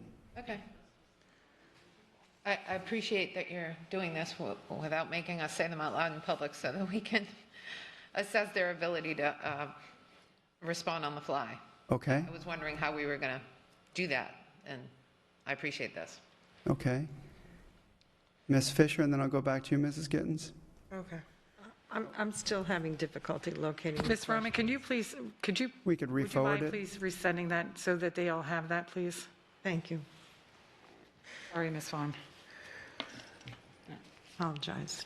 Okay, when she's, What I'd like to suggest, since, Ms. Roman, since it's listed to have it to me and to Attorney Dupree Bruno by 4 p.m. today to provide the additional time, why don't we make it tomorrow by noon? So May 25th by noon, just to get those questions back, so it provides a little bit more time to each board member, if the board is okay with that. I just dropped them into the file. Do they need to see them? Nope, they'll get them. Mrs. Gittens. okay, so the one item is the form. The other one are the questions. And there is a question and an alternate question, is what you're saying. Yes, so on the questions, the alternate is just an alternative way of stating the original question. On May 16th, when those questions went out, we received feedback. So based on your collective feedback, I just put in there alternative or ALT, providing another way to ask that question. So you'll see some of the questions look the same. Alternative. You wouldn't have to obviously ask the same question if it says alternative. And those are just samples for your review. At the end, it's at your pleasure to choose the questions you'd like, just sharing it with me and Attorney Dupree Bruno to make sure it's within legal parameters. Okay, so we would then go through this list of questions, and for example, under work experience, we would choose, are we asking all of those? In other words, there's numbers 7, 8, 9 through 12 under work experience. Right, you'll choose as many questions as you'd like for your individual interview. That will be up to you and up to each board member. The key is just to ask each question, whether you ask 3 questions or 10, just to make sure it's the same. And so whichever one you choose, you do the same thing with everybody? That's right, and the And number of how questions much- will be up to you. And do we know how much time we will have? I'm not sure how much time that we have. Attorney Dupree Bruno, do we have that set? How much time? We don't have that just yet. The board secretaries will be working with the candidate in your calendar, and then everyone will have the same amount of time, but Right. you'll get more information on that later on. Okay, because that really will be a determinant on how many of those questions we choose to ask. You know, I'm looking at like 7 through 12, so it's almost like we should only choose a couple of those, knowing we'll have a limited amount of time. Right. Chair Jordan? No, I was going to say that's something that we definitely need to decide on when we start making the arrangements for the interviews. However, because I know Ms. Giovanelli would be doing, some of hers will be via Zoom. So we'll have to figure all of that out, as well as, it's just the questions that we're trying to make sure that, and that's with wherever you look at and they're interviewing, to make sure that you get the same, if you ask the same questions to everybody, that makes it fair and equal. So that's why we're doing that. Yeah, Ms. Vaughn? Yeah, I might add that I pretty much finished mine yesterday, and what I did was there's an equal number of categories on that sheet to the slots that we have on our rubric, and I just chose one from each category and typed it in. And there were a couple that I actually changed the wording to my own wording. But again, I appreciate, yesterday on the phone, we had a chat, and I just said, you can't say,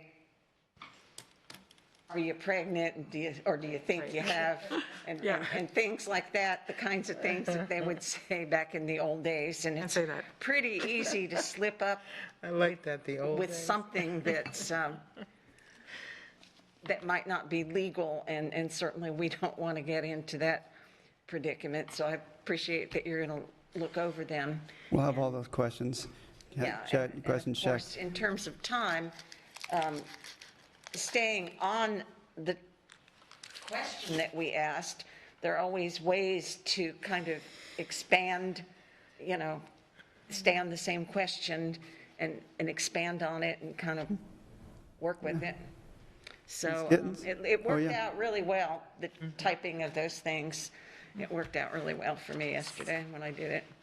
So in your evaluation of what we send in, you will make sure that one of us is asking all of the questions that are on here. Is that correct?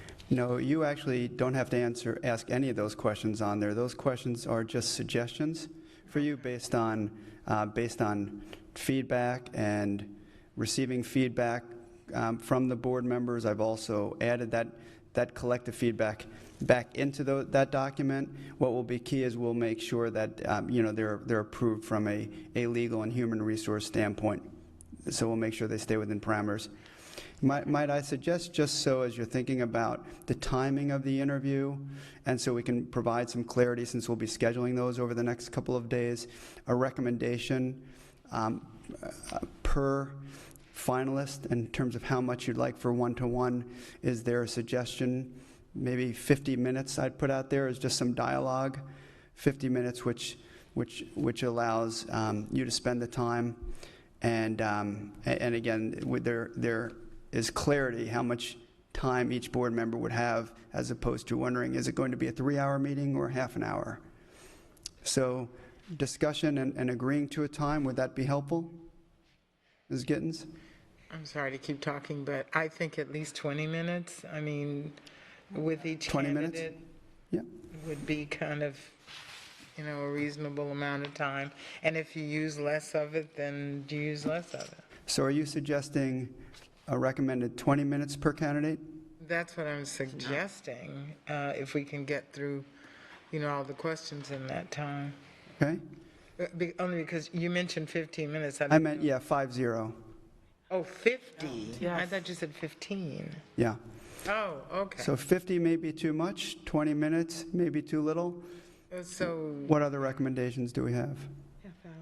Ms. Gittens, did you want to finish, and then Chair Jordan? Okay, I thought you had said 15, that's why I was confused. At least 30, 45? Chair Jordan? I was going to say 45, because I know I like to Okay. talk. So I would say 45 Okay. would be, we don't have to use the whole 45, but at least we have that time span. Could we, Ms. Morgan? Well, just keep in mind that if we do 45 minutes, basically that's 7 hours of solid interviews back to back for a candidate. Right. I think 30 minutes is a reasonable amount of time in which to ask the questions and to have conversation about the questions that are of greatest interest or concern. So that would be, I think that's a reasonable expectation of the candidates. Ms. Vaughn? Yeah, I was just doing a little multiplication, and I think 30 is reasonable, considering we're probably going to do, I know we have 2 days scheduled, correct? For the group We have 2 days for the group interviews? Since we've chosen 5, and is that right, not right? Yeah, that's my understanding. It was going to be, on the timeline that Right. you gave us, and, we're going to have to leave some flexibility for, where these, I know at least one of them lives here, but, people that have to travel or, scheduling the Zooms and all of that. And we've scheduled 70 minutes, am I correct, for the group interviews? Yeah, and I'll go through that next. Okay, so. I'll go through the yeah, I group think interview next. 30, we can get in most of what we need to, and then, we'll have the group of Okay. 70. So I think that's plenty. We'll hear the other comments and see if we can get consensus. Chair Jordan. I just wanted to say, the time that we're speaking on are individual ones, but then the 2-day interviews will be when they are here with us as a group. Because of the fact that there are 5, we have to do it in 2 days. We can't do it in 1 day. But as far as the individual ones, we can do those over, we have that span of those certain days that we can do it. It's not all, they don't all have to be done on that 1 day. Right, you'll have by June 6th to complete those. Yeah. Ms. Patrica, did I see your hand up? I'm good. Mrs. Morgan? So I'm trying to understand. So we're doing interviews, individual interviews on 1 day, but it won't necessarily be the next day that we do the group interview? Correct. So if somebody's coming in from out of town, they're coming in twice, we're putting them up because, how No, you'll most likely have a Zoom call. I can confirm that. okay, that's fine. I just want to understand that that's what we're talking about, a Zoom call for the interview, for the individuals. Right. Okay. Ms. Attorney Dupree Bruno, did I state that correctly? Yes, so Zoom calls for the one-on-one individual interviews, and then the group will be In the person. 7th and the 8th, I believe. That's correct. And the only other thing I want to just throw out the caveat, I understand about the 30 minutes for the individual, but just recognize that we want to make sure that every board member has the same amount of time, and they have to work with your schedules and all of that as well. So we will shoot for 30 minutes, but if there's any adjustments, the staff will let you know. Any other discussion? Okay. What we'll do is we'll start with 30 minutes then on each of your collective schedules. Okay? And so if you could review those interview questions, get your questions back to me and Attorney Dupree Bruno by tomorrow at noon. Okay? With that, you could put up the group interview.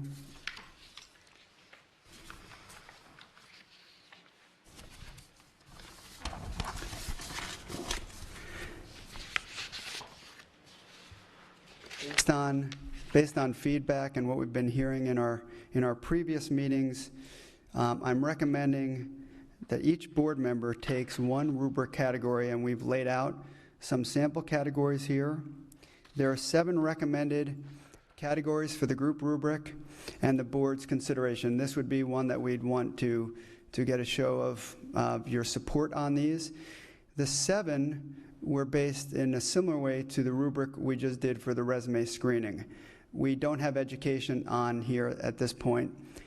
Work experience, I'm going to go through each category. And again, the recommendation is going to be that each board member takes one category, provides recommended questions and descriptions to the rubric. I will be available to support that process, and we could provide you samples. In working with staff members, we have some samples we can share, so you would not have to start from scratch. The 7 categories include work experience, budget and finance, strategic planning, and if you remember in the resume rubric, we had 2 categories under work experience, so this under strategic planning helps break that out in terms of work experience. Communication, community involvement. Keep in mind some of the discussion has been community involvement and engagement. Problem solving and innovation. And the 7th one was self-awareness. So first we'll open it up for approval on these 7 and the board's approval to take one category and own that category. Chair Jordan?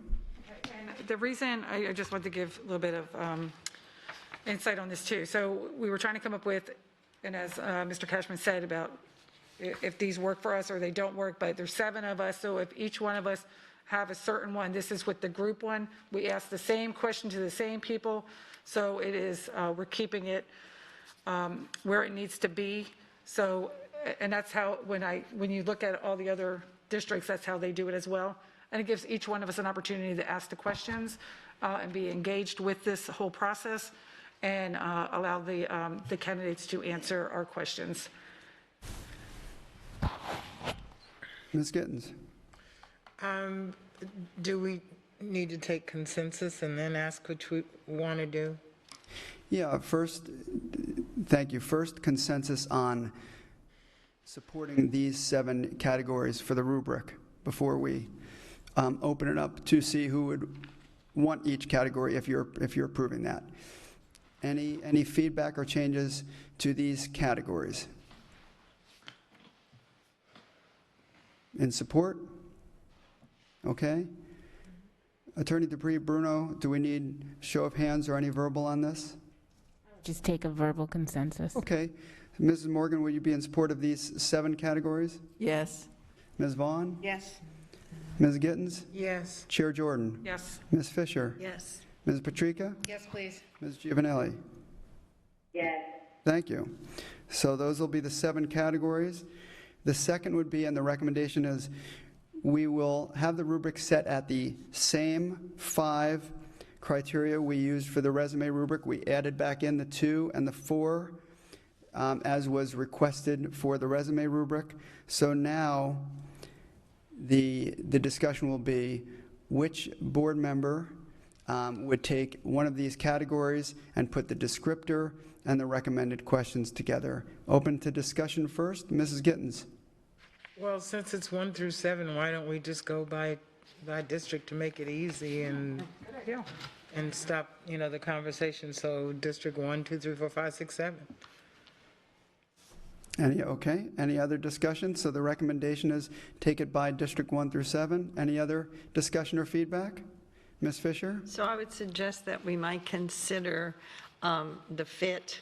I think that some board members might have a propensity for 1 or 2 of the items, but maybe not so much. Like, I really wouldn't want to do budget and finance. It's not my forte. Okay, Ms. Gittens. Well, if that's the case, if we do 1 through 7, and if you want to switch, then that would maybe between you and another board member if you'd like to switch. But I'm just saying to make it easy. So let's go through first. So we walk through and you'll have a solid process. Just letting me know and just remind me who's in each district. Who's in District 1? It's work experience. Yep. Fisher. District 2? Giovanelli. Yep. District 3? District 4? Jordan. District 5? District 6? And District 7. So, does anyone want to switch their category? Work experience, Ms. Fisher. Are you comfortable with that category? I would like to switch for either self-awareness or communication. I so thought, when I saw 7, I thought Mary Fisher. Yeah. Mary Fisher. Okay. All yours. Thank you. Okay, Ms. Morgan was willing to switch with Ms. Fisher and take work experience? Okay. And Ms. Giovanelli said she didn't want budget, and if she wants, I'll switch with them. Okay, so Ms. Giovanelli, you did not want budget and finance? No, I would like, if I could, community involvement or problem solving, innovation, or work experience. And Ms. Gittens said she would take budget and finance, and you would take community involvement. Perfect. Did you say that? I did. I love it. I love Confirm it when a here. plan comes We could still together. trade if need here. All right, No, so, easy. Ms. Patrica, are you comfortable with strategic planning? Yes. Ms. Jordan with communication? Sure. Vaughn with problem solving, Ms. Vaughn? Yes. So let's go through this. We might have all the categories assigned. Mrs. Morgan, work experience. Mrs. Gittens, budget and finance. Ms. Patrica, strategic planning. Ms. Jordan, communication. Ms. Giovanelli, community involvement. Ms. Vaughn, problem solving and innovation. And Ms. Fisher, self-awareness. We could just go down to see if you're all in support of that. We'll start with Mrs. Morgan in support. Ms. Vaughn? Yes. Ms. Gittens? Yes. Chair Jordan? Yes, Ms. Fisher? absolutely. Mrs. Patrica? Yes. Ms. Giovanelli? Yes. Okay.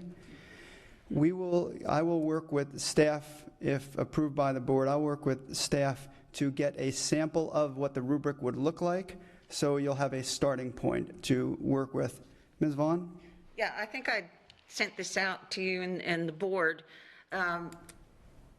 Originally, when we were looking at a rubric that wasn't going to work for anything, we also had general categories on there that I think are really important. Things like presence and voice and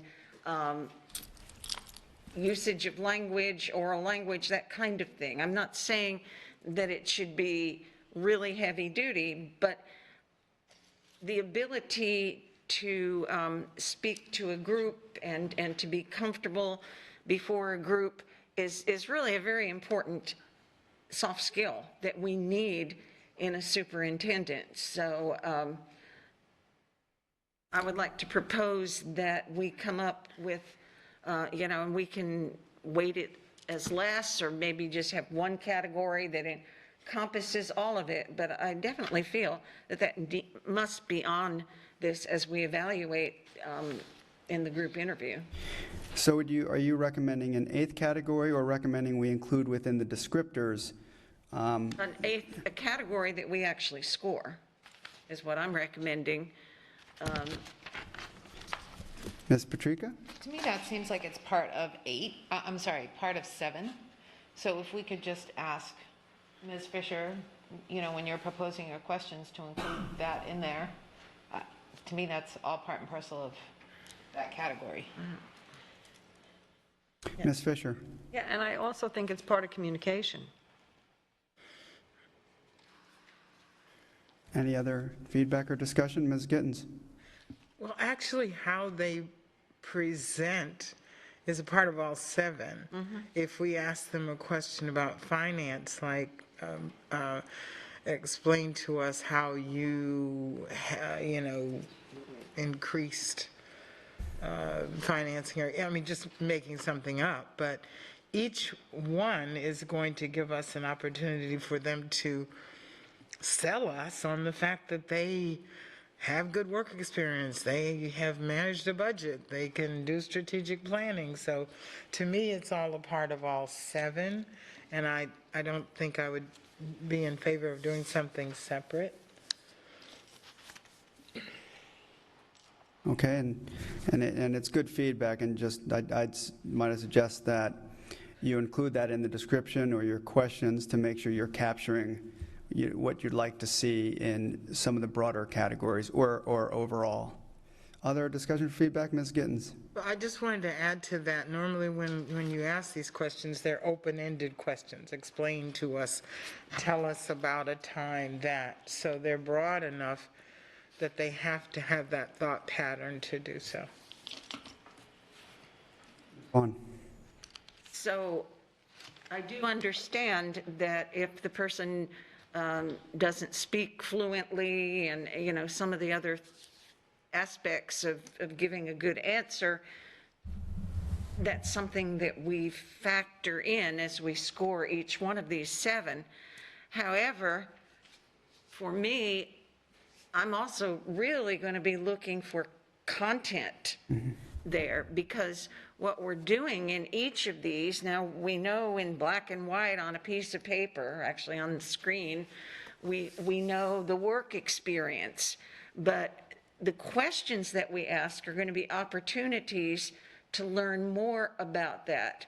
And, I mean, obviously, I seem to be in the minority here, but I would hate to take, out of the 5 points, a lot of points off because maybe it wasn't fluid enough or something like that. I think that it's important to have a general sense of the person, because politically correct or not, there is a public, this person is going to be a public figure for at least 6 months, and a public figure has to be comfortable with public speaking. A public figure has to have a certain presence. I'm not talking about good looks, or I'm just talking about being able to, there's certain people that can come in and command a room, and there's certain people that may talk great and have wonderful answers, but they just don't have that X factor that I would like to see even in an interim. So that's why I feel like with just 5 points for 1 through 7, again, I wouldn't want to take off a lot of points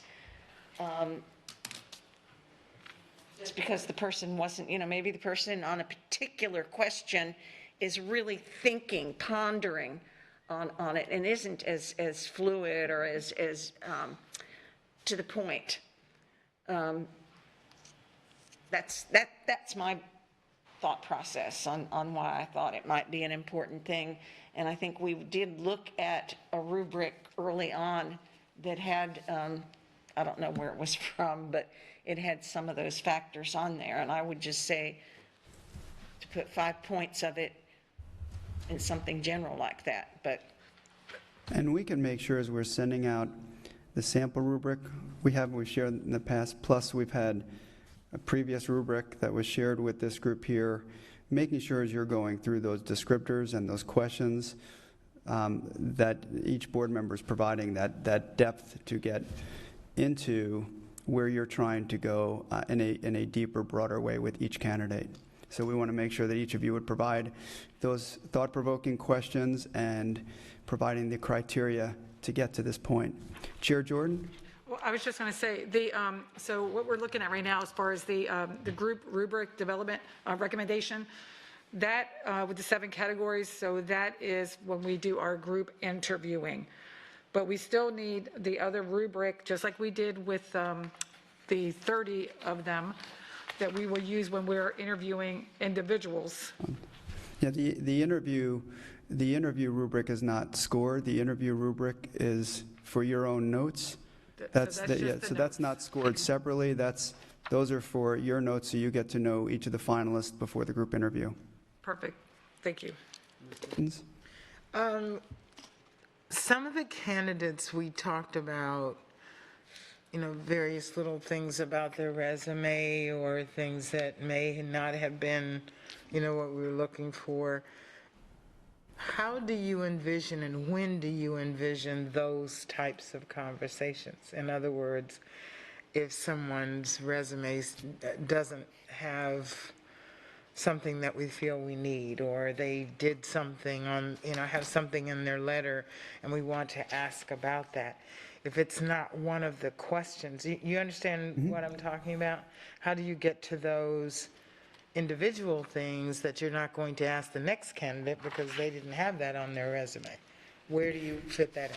So if there's something that was missing on their resume you'd want to hear about, could it fall within one of these could it fall within one of these categories? Like if they didn't include awards or recognition, that could be something we're getting into in the work experience.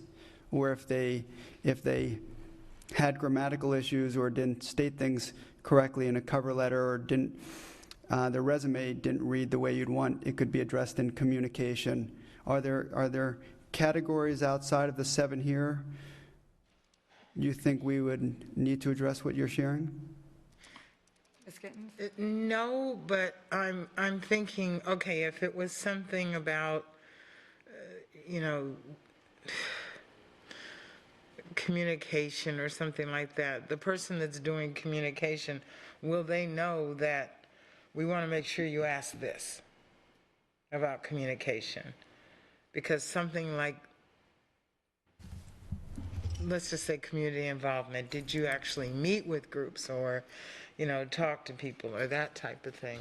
I don't know. I have a question, and then I'm going to go to Chair Jordan. A question for Attorney Dupree Bruno. What would be the process if Ms. Gittens owns one of the categories and she's putting this together? Would it be reasonable that each board member could give suggestions they'd like to see in each category and just share it with the board as a whole? That's what I was talking about. Yeah, if there that's was helpful. a deficiency in an area and you want to see more, maybe it wasn't your top choice, but they're in the 5, and your consternation about it is this particular area. Attorney Dupree Bruno, is that legal to do that? Is that appropriate to do that? If the board would like that, they can get feedback from each other as a board? So we always have to be careful with sunshine, right? So how to do that I think that the board at this time can share, here are some of the things that I would like for you to take into consideration, the person who's handling number 7 or number 5 or number 6, and then trust your board member to incorporate that in their question that they're going to be asking. This will be in a group interview, so everyone will hear in the question that is being asked as well as the answer that is being provided. And may I finish? Yeah, Ms. Gittens, and then Chair Jordan. Okay, so, and that's what I meant. Maybe once we, in our area, select our question, and we just got the 5 today, so if everyone can look at the 5 and look at their letter and their resumes and all that, and if there's something additional, then maybe provide that, and that's what I'm not sure to whom. So maybe to Attorney Bruno, that, in other words, if you've chosen Joe Blow, if we've chosen Joe Blow was low on your list and here's why, and you want to make sure you understand, did Joe Blow do this or this? And it's not your particular area to ask, so maybe just sending additional questions about any of the candidates that's not on here to Attorney Bruno or Mr. Cashman, so we can make sure that it's added in there. Okay. Attorney Dupree Bruno, and then Chair Jordan. Remember, you have 2 processes. One is your individual, that you're going to be asking your 5 candidates questions. So as you are creating those individual 5 candidate questions, you can incorporate whatever else that you wanted, some additional feedback, so long as you're asking each candidate the same question. The other one, where you're selecting one of the 7, is for your group interview process, where all of you will be together and each one of you is assigned a category to be able to ask the question. Okay, thank you.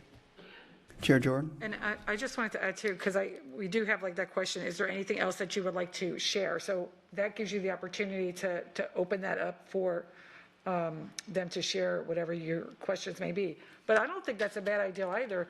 If you all, or if we have something that that maybe we really should ask, that we share that with Mr. Cashman, because we definitely, he's going to assist us in coming up with these questions for the full board questions. And I think that if there is something that is like dire need that we really should ask, and maybe I'm not thinking about it, you're not thinking about it, or Ms. Vaughn, whomever, and you put that out there and he has it in his head when he's speaking to us to help us get these questions, I think that's not a bad idea at all. It's a great idea. Ms. Vaughn? Well, I'm in favor sharing general ideas with fellow board members on their particular categories. And I'm not sure if I misunderstood Mrs. Gittens, but it almost sounded like she was personalizing, and you can't do that. That's something we have to be really, so for instance, let's say that Mr. Joe Blow that you mentioned is my top candidate, And I know Joe did something just wonderful, and it's going to be hard because it's not one of the specific, it's something that he, I just happen to know about him.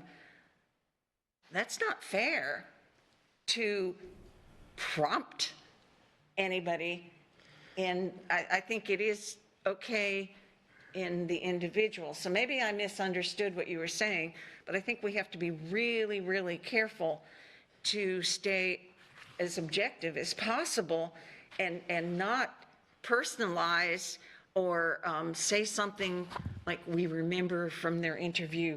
It's like, oh, remember that line in your letter that was so, could you, we have to be really careful about that. So I'll go to Ms. Gittens, and then I'll briefly walk through the interview process, so you'll see we'll be on a tight timeline with each category. Ms. Gittens?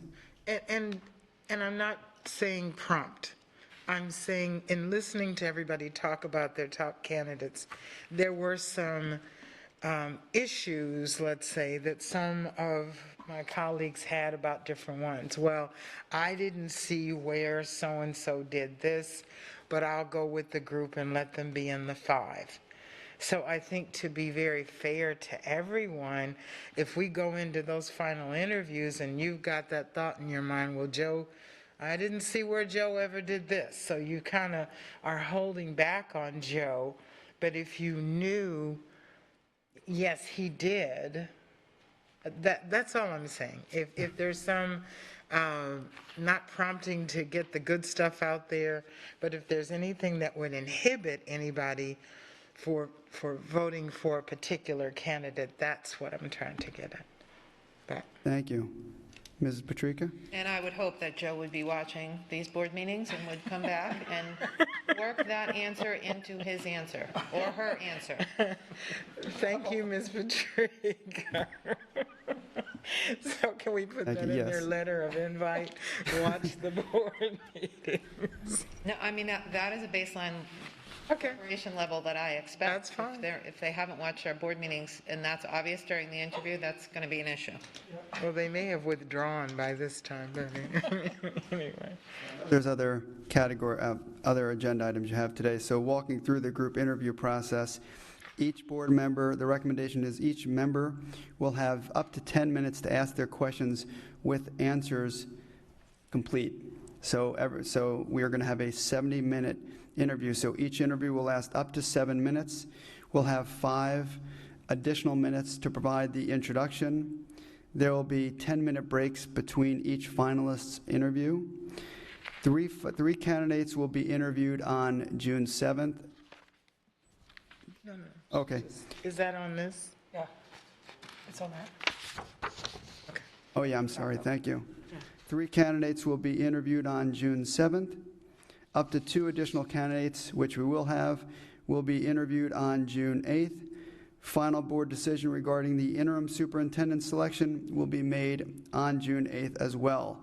So the recommendation is, you've picked out the categories.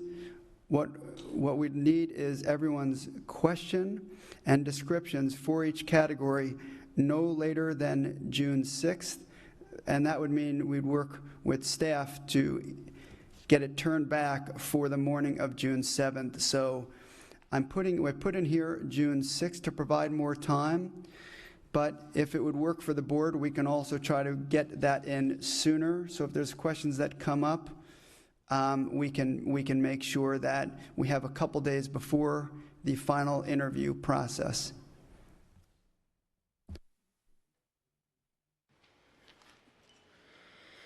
So I am going to suggest one other date just to get it a little bit more time. Ms. Patrica? So I'm going to suggest, or I'm going to come up with the question for whatever category I have. Strategic planning? It's Yes. only one question for 10 minutes? Did I hear you say question, singular? Questions. Okay. That's and correct. then- So I don't need the board's approval of the questions I'm going to ask? Attorney DeBrie, Bruno, what approval would be I don't needed? know how to do this without making them public.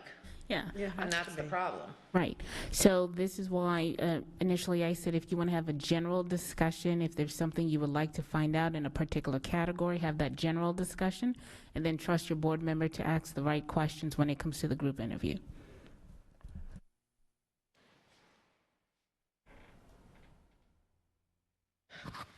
You don't need to have board approval of the questions that you're planning to ask, if that's the question. Ms. Morgan? So, for example, I have work experience. What's really important to me is how you collaborate. It's not just about communication, it's your work style, how you work with other people. So when I'm looking at work experience, I'm going to include a question not only about what you've done, but how you work with other people. So I want you all to know that. That's going to be a question that I have under work experience, because it's not spelled out, but I think it's important as part of that category.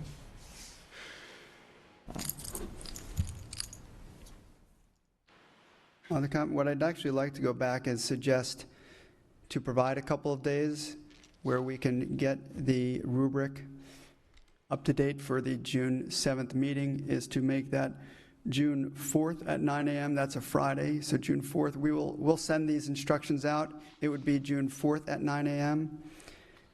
And I'll ask either Chair Jordan or Attorney Dupree Bruno, do we need to come back as a group before that time to have any general discussion?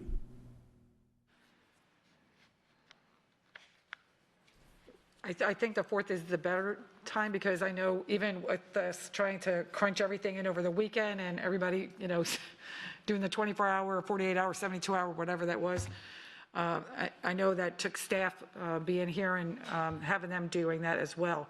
So I think that if we can get it back on that 4th, that'll give them that time, even though it is over the weekend again, to, put it all together for Monday. Yeah, so the 4th, at June 4th, no later than 9 a.m., you would send your questions and descriptions for your category to me and Attorney Dupree Bruno. And then we'll update the rubric to reflect that. Any other discussion or feedback? Ms. Gittens? And we will see everyone's questions once you guys figure that our questions are okay. The individual or the group? Both. Well, no, the group. Yeah, so for the individual, you're going to send in those, and that'll be separate. For the group, Attorney Dupree Bruno, do they need to see everyone's final questions before the group interview? See it on the 7th when you get together to start working on your group interview. You'll get it on the 7th, so that way the candidates don't have it. Okay. Is that correct? Yes. Am I stating that correct? Thank you. Ms. Patrica? I would like to take you up on your offer of receiving sample questions and scoring criteria from you, please, if there's agreement amongst the board. Just sample. No, we don't have to take them. We don't have to. Okay. For which one? We'll send sample questions, sample rubric, and the 5 categories out to each board member. And then you can reach out to me if you'd like for some additional support. Perfect. Thank you. Anything else? Ms. Vaughn? Will part of the instructions be that if we score a person exceptionally low, that we have to give comments anyway, but if we score somebody exceptionally low, that we give a rationale? You'll on the rubric and the group interview, Yeah. we'll have a comments section, so if you want, we'll still have a comments section, so you can add. Oh, so we're not having, we're not having comments under each of these? We're just you putting will. a score? No, you will, under each like we've suggested for this last rubric, for the resume screening rubric, we have a comment. Are you suggesting a comment per category, correct? Right, I mean, that's what I would think, just, Right. short notes. Yep. Yeah, so we'll have comments next to each category, and the categories will still be 1, 2, 3, 4, 5. That will still be the scoring, and we'll have your questions, we'll have your description, and we'll have a comment section. Yeah, what I'm suggesting is, I'm not making myself clear, I know when we do evaluations, if we score someone really low, we give a specific comment on why we scored in that manner. Does that make sense? It does. Yeah, I mean, because we'll have comments, but I think that would be helpful. We might even want to do it for a 1 or a 5 or something, something like that. But I think it's even more important if we're scoring as a 1. It may just be that we zoned out for 15 seconds and didn't hear something, or so I would like to see that as part of the instructions. So we'll put that in the instructions and provide your feedback to me if we've missed anything or you have some suggestions. Any other feedback? I know you have another agenda item. I was just going to explain, I think, but I think Ms. Vaughn did end up explaining it. I think in the past they have had, if it's an exceptionally low, like a 1, I think there may even have been some zeros sometimes, that they would give a specific statement as to why this person is getting a 1 or a 0. And then if it's a 5, why this person is getting a 5. We'll make sure that's in the instructions. Thank you. Yeah. Other feedback? Okay, I'll turn it back over to you, Ms. Vaughn. Okay, so, Excuse me, the only thing I would ask is that we have a consensus on this process that was presented by Mr. Cashman. Thank you. So if we can get a consensus overall from what you've seen, the only change will be, and we'll have this in the instructions, no later than Friday, June 4th at 9 a.m., you would provide your feedback, your questions, and your descriptions to your respective category. So if we can just go down with approval or not, starting with Mrs. Morgan? Yes. Ms. Vaughn? yes, Mrs. Gittens? Yes. Chair Jordan? Yes. Ms. Fisher? Yes. Mrs. Patrica? Yes. Ms. Giovanelli? Yes. Perfect. Thank you. Back to you, Ms. Vaughn. okay, and so I know Mr. Cashman would just love to stay here personally to listen to us some more, but we thank you for your hard work this morning, and you're very welcome to stay. The next item on the agenda is going to be facilitated by Ms. Fisher, and it has to do with the permanent superintendent search firm advertising. So, Ms. Fisher, it's all yours. Thank you. I appreciate this opportunity to share the results of my research with the board and to get some input from you. So I'll ask Ms. McClung. Okay. We'll just wait 1 minute for Ms. McClung to be able to move the PowerPoint pages.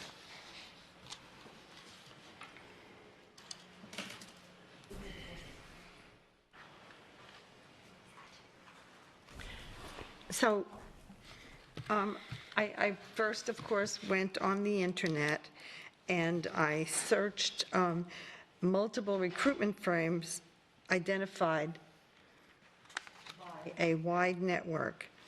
I contacted HR and I got some information from them that went back to our last superintendent search, which was dated 2010. So of course, as I mentioned before, so much has changed since that period of time. And HR provided some of that information, but they did not even have a current process for executive searches. And the information that they had would definitely require updating to meet the needs of today's population. I want to give a special thanks to Suzette Rivera for assisting in gathering information and trying to help with the process regarding search firms. So I contacted the School Board Association. I went on the American Association of Superintendents and also NSBA, along with multiple other search firms. And everything kind of led back. There's this big network, and everything kind of led back to your state school boards association, in addition to some individual search firms. So we wanted, I think we had talked about what are we looking for in a search firm. And we want experience and how successful they've been, what are their services, and of course, what is the cost? So I would like to have your input regarding these items, like what exactly are we looking for? So I did find out that search fees range from $15,000 to $40,000, with additional expenses between $5,000 and $10,000. Some of those may be paid by district hospitality funds, but we'd have to confirm that. So what are we looking for in terms of experience? Ms. Morgan. Well, I don't think we start by talking about experience. I think we start by talking about what it is we expect the search firm to do. So just to throw things out there, I sent you all an email probably a week or so ago suggesting that, we need to decide whether we're going to have an advisory committee that represents the community as we did with COVID, or whether we're going to do focus groups, et cetera. And then how many focus groups are we going to do? And I think that we really, before we go out and determine what it is we want or who's best qualified, we need to figure out what it is we expect the firm to do. And then we do an RFQ and see what they come in with in terms of their experience and whatever. Or if not an RFQ, then whatever. But it's a search, you throw out what it is you're looking for, and then you get proposals. So, yes, and so, so my job was to identify some search firms and what the cost was, and a scope of services and timeline is in there, and I really appreciate your email, and I apologize that I don't think I got it, but I will look again. Search firms, according to Attorney Bruno and the Florida Administrative Code 6A-1.012, search firms are exempt from the competitive bid process, and I put that in my notes there on the slide so that you could be aware of that. So why don't we just, instead of looking at experience, why don't we move to scope of services and the timeline? I think we already have established a 6 to 9 month timeline, and that seemed to be pretty consistent as I looked at the different searches that were done by FSBA, Ray and Associates, and other search firms. Some were as little as 3 months, and others took up to a year. So that was one thing. I guess it's a variable. But what are we looking for? Okay, and something else that I want to make sure that we touch on, because this started with to advertise or not to advertise. So let's just get that out of the way right now. What did you find? What was your, in asking around, what did you learn about whether it is necessary to actually advertise to find a firm that may be able to serve us?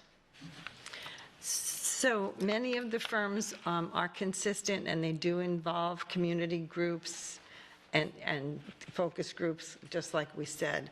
I did make a list of the search firms that kept coming back up, and that's the National School Boards Association, the National Association of Superintendent Searches, the School Superintendents Association. So that all led back basically to FSBA and then some of the individual associates that did reach out to us, ironically.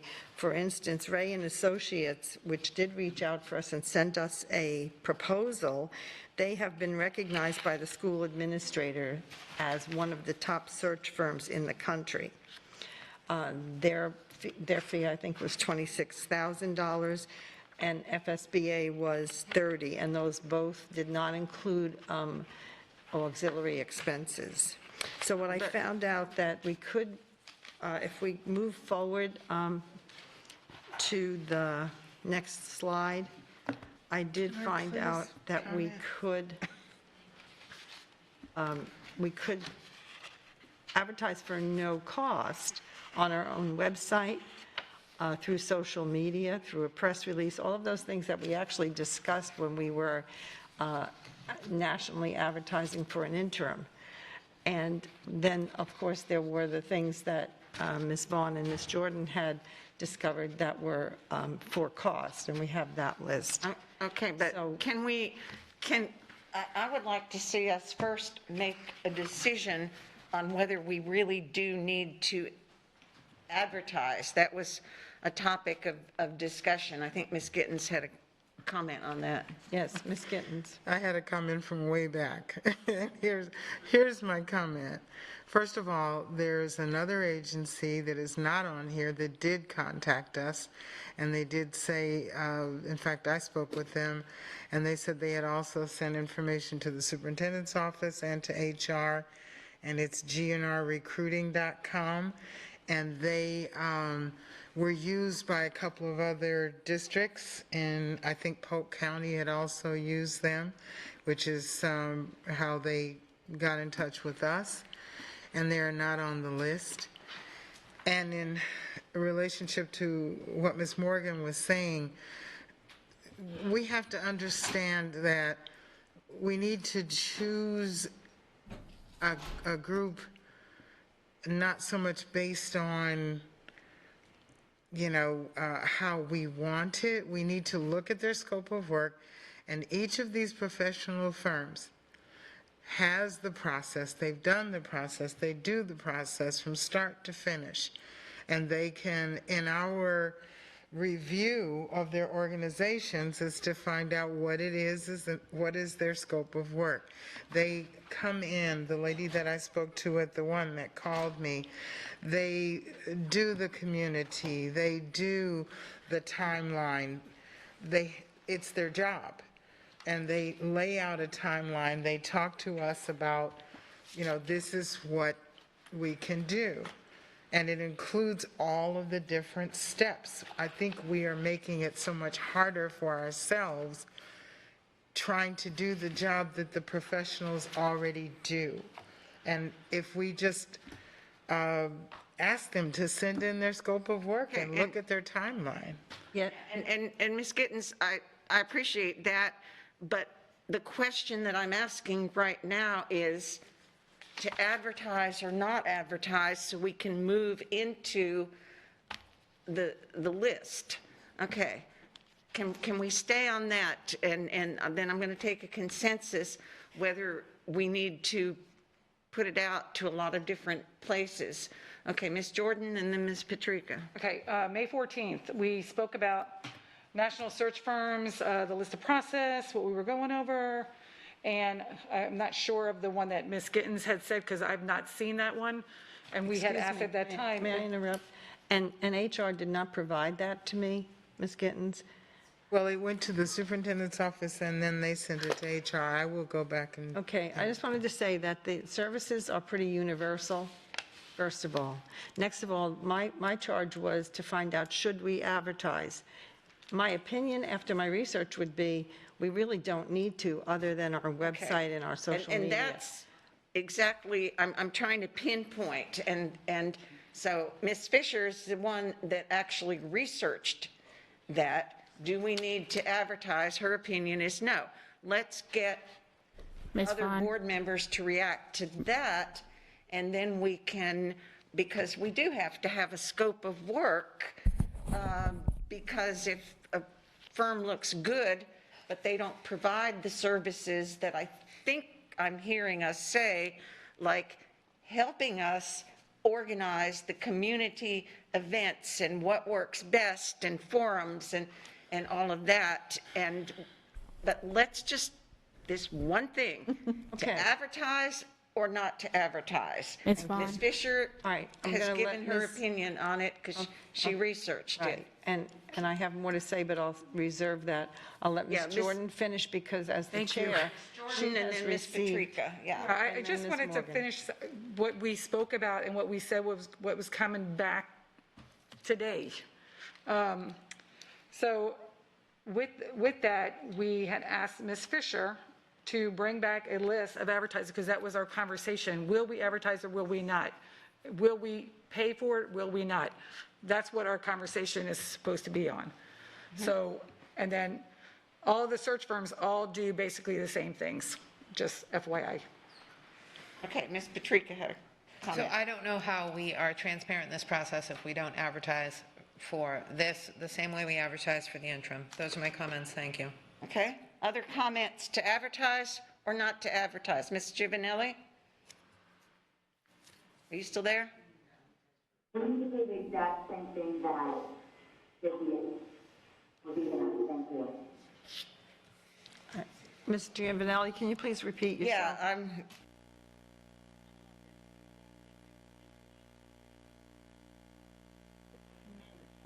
We need to do the exact same thing we did with actual interim.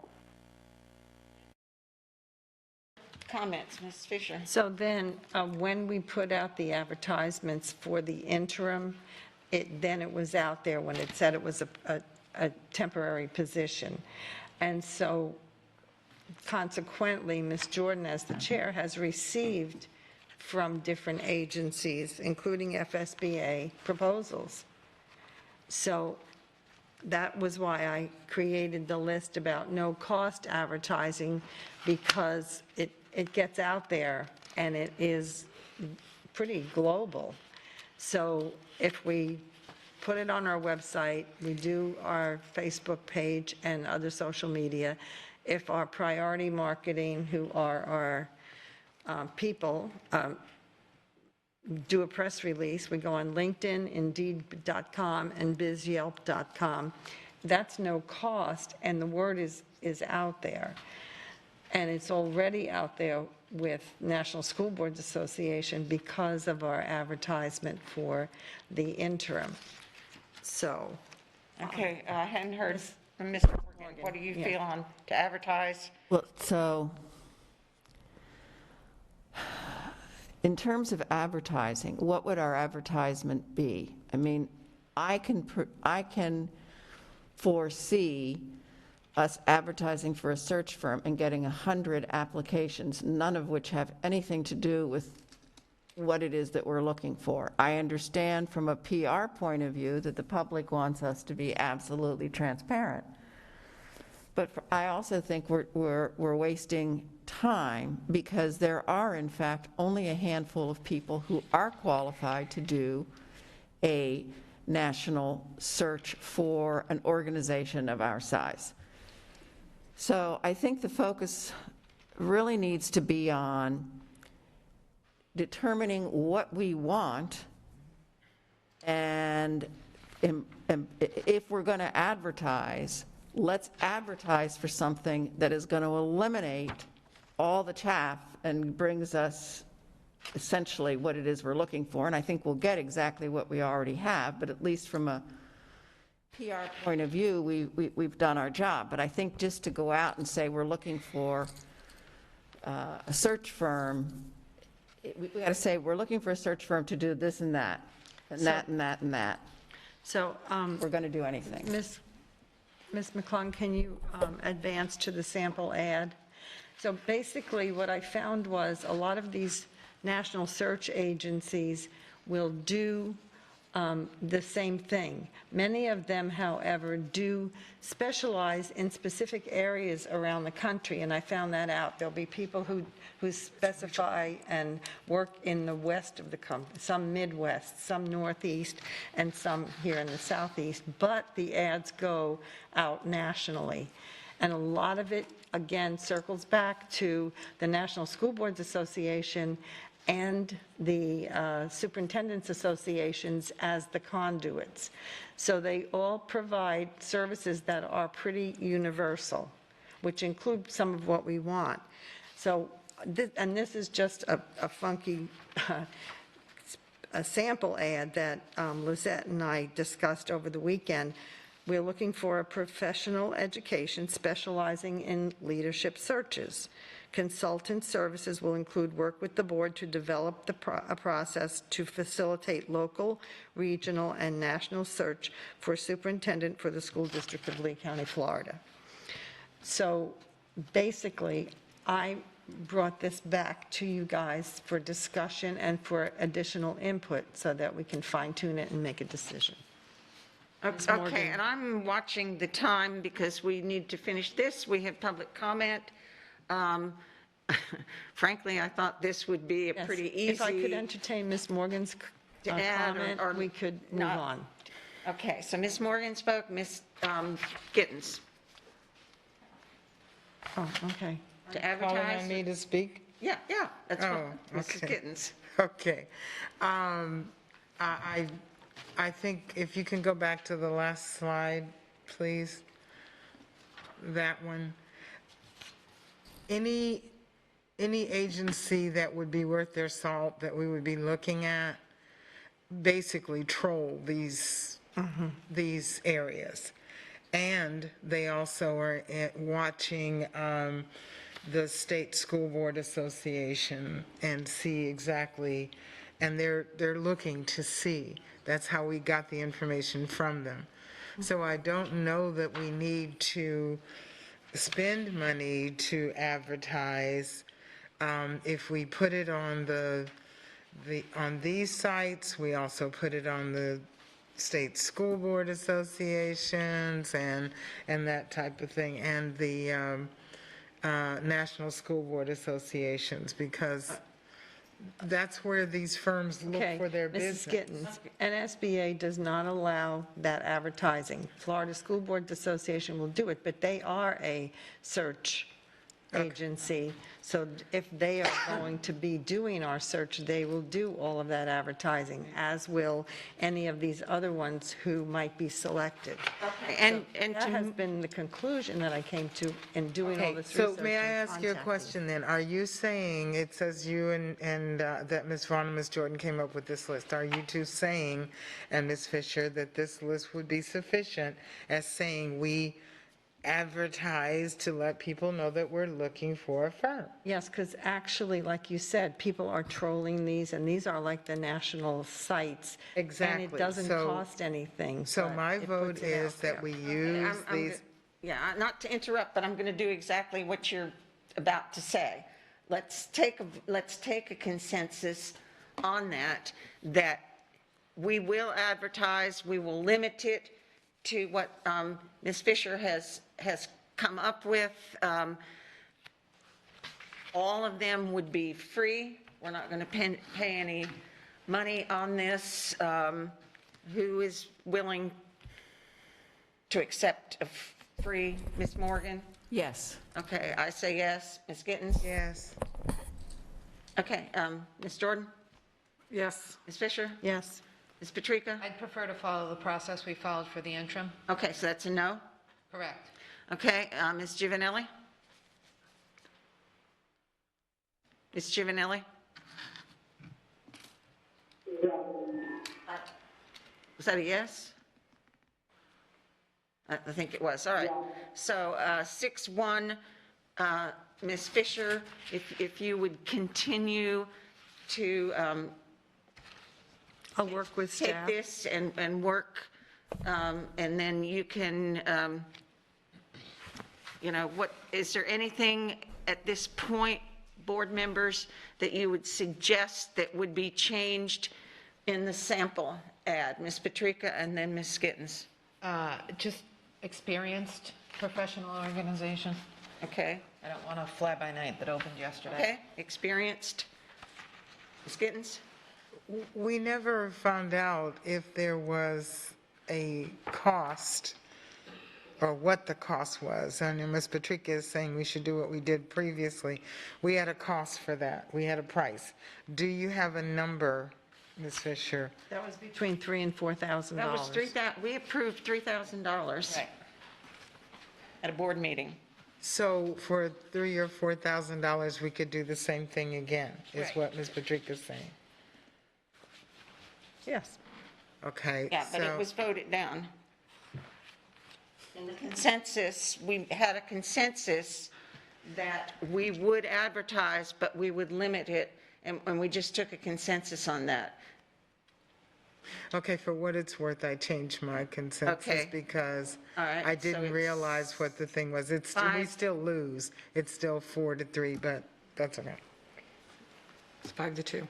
It's 5-2. So if I can just make one comment. Yes. I would say that the firms that we would end up with being interested in working with us in our area have already sent proposals to our chair. So I think that in the interest of time, we also might want to have the board look at those. And if there are additional organizations who have reached out to us, we need to find that and add them to the list, for sure, like this GNR recruiting. Okay, and so that we can get to what it is we are looking for, because if we get more firms that contact us through the ad, we're going to have a list prepared. Ms. Dupree Bruno, would it be okay if we each sent individually, not replying, group reply, to you, just saying, we'd like this, that, and the other, and then in our next meeting, we can look over the list? Would that? That's fine, yes. All right, so board members' comments on that, would that work Ms. Jordan. for you? Ms. Jordan, go ahead. Ms. Roman has already sent out, the ones that we have, they have already been sent out too, so when we get them, we send them out. And we've asked numerous times if there were anybody else, if anyone else had names to send in, then Ms. Roman, we could reach out to those people, get their information, and send it out. Okay, that's not what I asked. What I asked was, for instance, Ms. Morgan, she had some ideas. What are some of the things you would want to see one of these firms be able to do for us? Okay, so first, I have two conversations going on here. Right, So right, the we're one not- conversation is on the ad, I would like to say, experienced in soliciting community input. All right. And then what were we just talking about? And can we please put everything in one place? So instead of just sending out emails to us, Lizette, you are terrific at this, creating a box, and you just throw everything in the box, and then we have one place to look for it. Do we have that already? I'm not sure. Ms. Roman, I'm sorry. Yes, you actually do. If you go on to OneNote, I just reshared that file. Okay. Thank you. Thank you. Okay, and then, I'm sorry, I didn't see that you had a comment when we were talking about the ad. I did. I missed it, sorry. My comment is that it's experienced in soliciting community input to the superintendent search process. Okay, so Ms. Fisher. Any other input for the ad? And at the risk of, For the ad verbiage. at the risk of repeating myself, there are many search agencies, but I think we're going to probably end up with the ones that we have already mentioned here, because the network sends it all back to certain people who specialize in certain areas, and to the biggest recommendation is your State School Boards Association. Just going to say that was what I discovered in my hours of research. Okay, but since Yes, so we're going to go ahead and advertise on those. We're going to advertise on the free sites. We're going to use the ad that you have with the recommendations, with the revisions. Yeah. And I'll work with staff on that, because they're more. Okay. And what I also asked for, because we have a meeting at 1 o'clock and we still have to finish this up in the next few minutes and get to Yes. public comment, we're going to come up with our own lists of things that we want to be sure that the agency that we choose will be able to do. Right, and they've all been very comprehensive in listing their services. So, Ms. Jordan, can you have that shared with the board, all of those? It has been, and we will Okay. continue to do so. Yeah, and they have different packages of services. That's correct. If I understand it. But they all do the community, they all do all of that in which we're asking. We'll be more than happy to make sure you get in the box. Thank you. And Ms. let's say Roman. by the end of the week that we send that to our board attorney, or actually, should we send it, Ms. Dupree-Bruno, should we send it to Ms. Roman? If you send it to Ms. Roman, she can put it in the box, so. Aha, all right. Let's send it to Ms. Roman by the end of the week, our lists of services. Okay, Ms. Morgan and then Ms. Gittens. So my comment would be, have I lost my thought? Oh, references. Who's going to do references? Are we going to set a parameter? How many searches they've done within the last period of time? What size of the districts, et cetera? So are we going to do references? And who will be doing them? And so that is all either online and on their websites or in the information that they have provided to Ms. Jordan. So we have all of that. They give a list of their searches and what the results was and where they were. So we do, yeah. I understand that, but who's going to call? Let's say they've done the Polk County search. Who's going to call somebody in Polk County and say, what was your experience with the search? Who's going to call Orange County and say, you know, your search was done by Ray and Associates?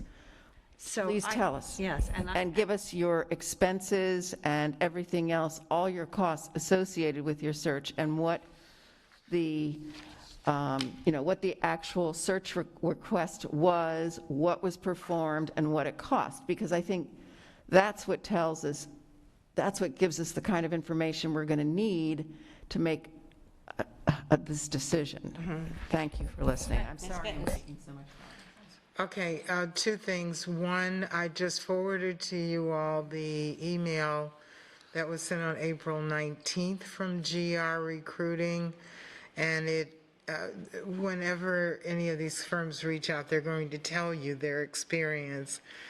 They have Hillsborough County, Tampa, Marion County, Ocala, et cetera. The person working with us has 40 years of superintendent search experience, et cetera. So, and they're going to send some further information.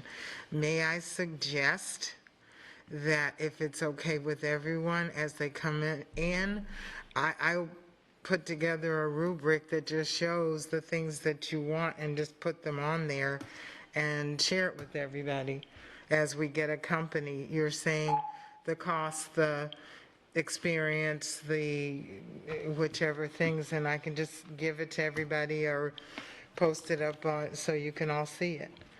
And that will make it easier.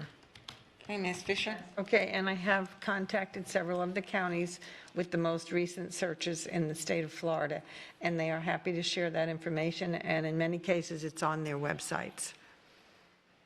Ms. Jordan? Jordan? Can I suggest that we, divide and conquer? So if we have 7 of these, each one of us take one and call these counties and speak to them. Let's, That's why I was suggesting, just let me put it all on excuse me, one list.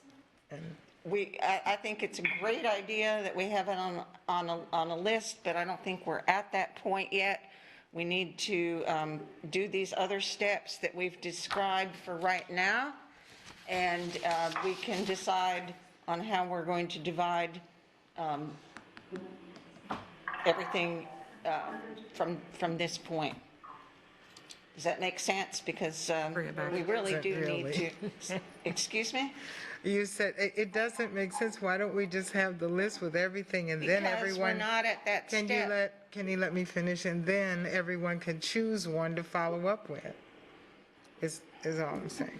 Okay, well, we're going to have to come to a consensus, but I think we need to wait, and I like to do things in order, and we have several steps that we're doing right now, so we can, in effect, table it until, because we really do need to move on. We're already at closing time and for this meeting, and we have more that we need to get done. Yes, I'd just like to hear Mrs. Morgan's comment, and then I have a final comment. okay.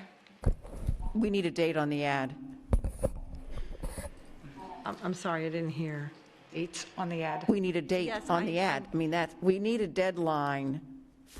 Right, and that was exactly why I came to you with this for input. But I will say that we're beyond that point, Ms. Vaughn, in all due respect. This work has been done. I have just spent multiple hours contacting people and soliciting ads and finding out what I said was, we have FSBA, we have a few other major firms who have reached out to us because they know this is out there, and they all have universal practices. And then once we decide, when we review all this information that we already have, we can make a decision. So I appreciate. So, do you have an idea of when you can get this out within the next several days? The ad. Ed? Yeah. Yes, I'll work with staff. All right, let's just say within and we'll- the next 3 days, the Mr. ad Barrett. will be out there on those platforms. I know Suzette Rivera is excellent at pushing those things Right, out. this is, right. This is what, And this is so what we our have that staff settled. does. We're going to be sending our suggestions for services that we definitely feel are needed, and we can go from there. And at that point, when we have a firm to talk about and we can work out who is going to, or how we're going to list the various firms in kind of a spreadsheet or a chart. Mrs. Patrica? We say that we will have Friday as a deadline for the ad to be placed and then give it 2 weeks. Does it need 2 weeks? I don't Receipt think of that it sta- well, needs 2 I'm weeks. asking, already because out we don't have a deadline agreed upon, so I'm asking. All right. We do have a deadline that we decided that we would select the search firm on June 21st is what we had stated, and that was back on the 14th 2 weeks is not remotely versus the unreasonable. date that we said. All right, the 21st is our date? June Okay. 21st. So then 2 weeks, the ad runs for 2 weeks. Okay. And in the interim, we can get the information together. We'll place ad on Friday and give it a deadline for 2 weeks, which would be the 11th of June, or should we extend that because of Memorial Day? No, let's just run it. May I ask, Get it? do we need consensus on that, number one? Number two, since we're not spending any money, do we need an action vote? Should this be added for tomorrow night's agenda? You're not spending any money at this time. However, I think it's always best for you guys to do an action vote to formalize your decision. Okay. so Add it to we the have- consent agenda. Do we have consensus on these dates of running the ad? It'll run for 2 weeks, starting this Friday, and Ms. Morgan? Yes. I say yes. Yes. Gittens? Yes. Go ahead, Ms. Jordan. Yes, so that's the 28th, correct? May Yes, 28th. I got it. The date that's on, yeah. Thank you. Okay, Yes. Ms. Fisher? Yes. Ms. Patrica? Yes, with the caveat that I'd like to really push Ms. Fisher to have that finalized language before us tomorrow night before we vote, please, and thank you. Okay, and Ms. Giovanelli? Yes, I'm good. Okay, so I think we have our next steps settled at this point. There are a lot of other things we're going to need to do with this, but I want to move to the last section of the meeting, which is public comment. So, Mr. Pre-Bruno, do you have cards? Yes, we have some speakers, Madam Chair. School board policy provides the opportunity at this point in the meeting to address the board concerning any matter for this meeting's agenda. If you completed a blue card, please make sure that we have it in the basket. The rules concerning public comment are posted in the back, and the microphone is in the back. Please be advised that the board does not respond during public comment to remarks made by speakers. At the end of the public comment period, Ms. Vaughn will address concerns or the assignment of any concerns to the superintendent. Speakers and those attending the meeting are expected to act in a respectful manner. The purpose of public comment is to provide feedback on today's agenda only. Personal attacks on individuals or abusive language are prohibited. In addition, clapping, hissing, and booing, unreasonably loud or offensive language, swearing, cursing, or display of temper are prohibited. Speakers who fail to follow proper decorum in the chambers will be ruled out of order. Any speaker continuing with such remarks will be required to relinquish the microphone per board policy.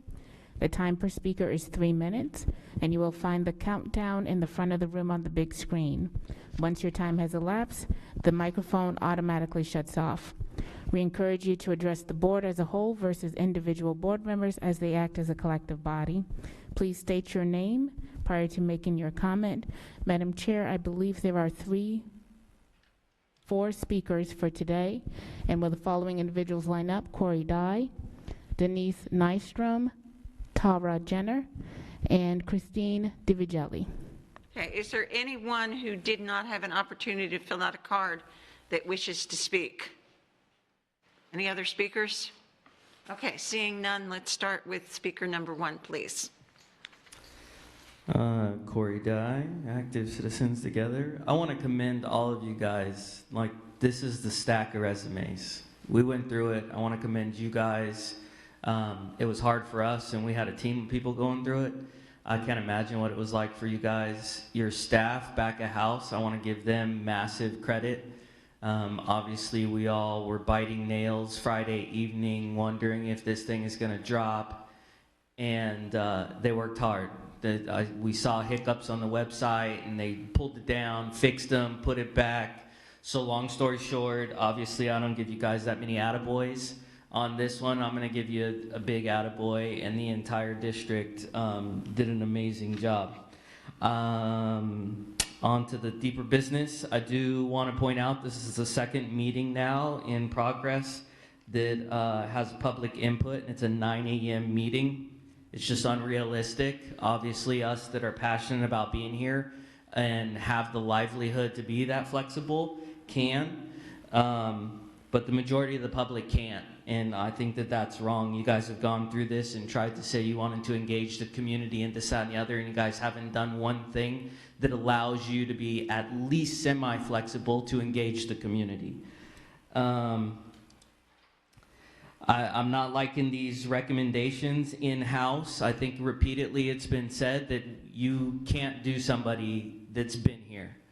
They, one way or another, have been a part of the problem. The public already has a high level of mistrust, and this just kind of doesn't look that, out of all the highly qualified people that sent you resumes, somehow 2 people that are associated with the district that aren't already in top leadership, like either you have high paid underutilized people, or I don't know, maybe you just have people in the wrong spots. Fitz is an amazing option. I love the guy. He seems to be the kind of person that loves the challenge. Whether he's good at solving them, you know, yeah, we might want to look at it, but I think he's really good. I really like Deborah Fountain. She was amazing. And I have to agree with Patricia. She makes a solid point that if you guys, the process you did for the interim should be repeated for the permanent. If you spent money for the temporary guy, you probably should spend money for the permanent one. And just for the transparency and everything else that you guys went through. Thank you.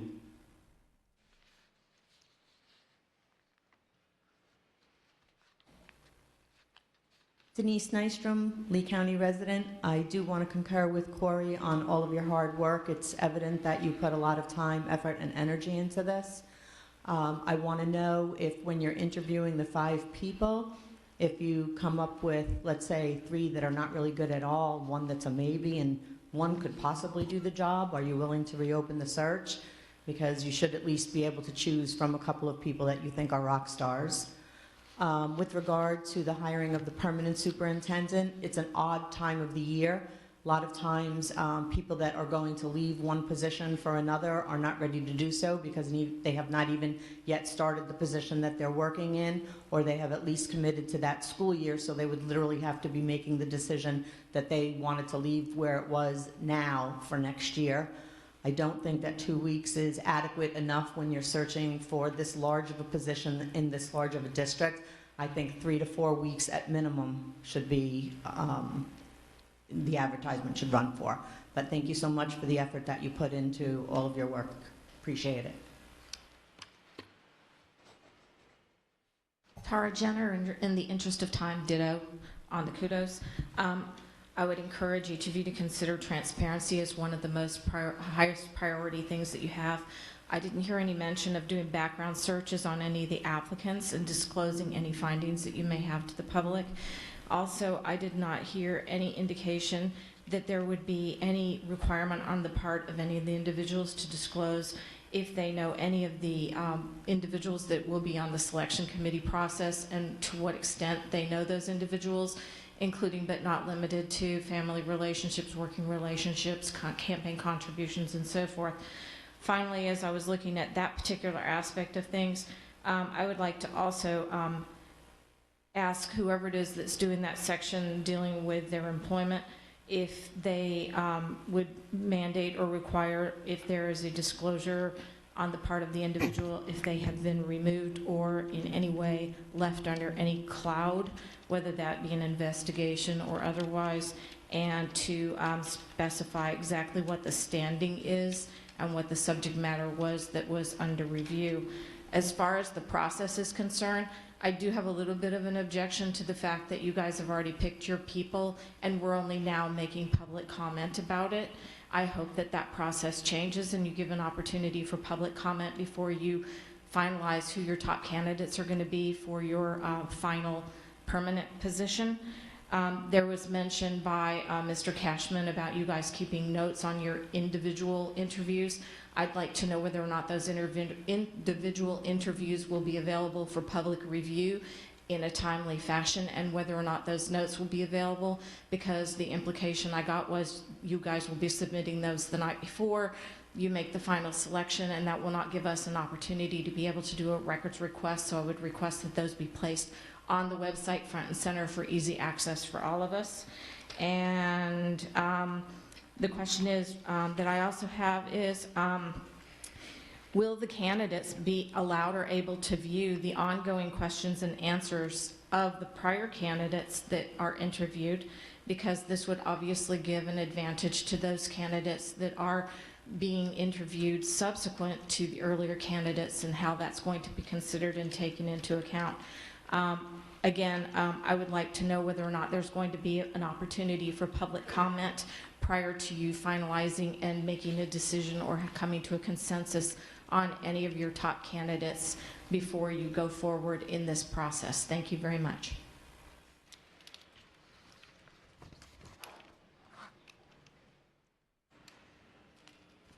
Christine DiVigili. First, I'd like to thank you all for putting in the work over the weekend to make sure that we find the best, most qualified interim superintendent. I empathize with you all about how strenuous this process was, because I too spent several hours reading and evaluating each of the 30 resumes submitted. I was, however, left wondering why only 30 resumes were submitted when we were told on Friday that over 30 were submitted. But I digress. While there are many qualified candidates, I feel that this board, in particular, could benefit from a more equitable and diverse group. Things like gender and racial equality, or equity, need to be taken into consideration in addition to experience and qualifications.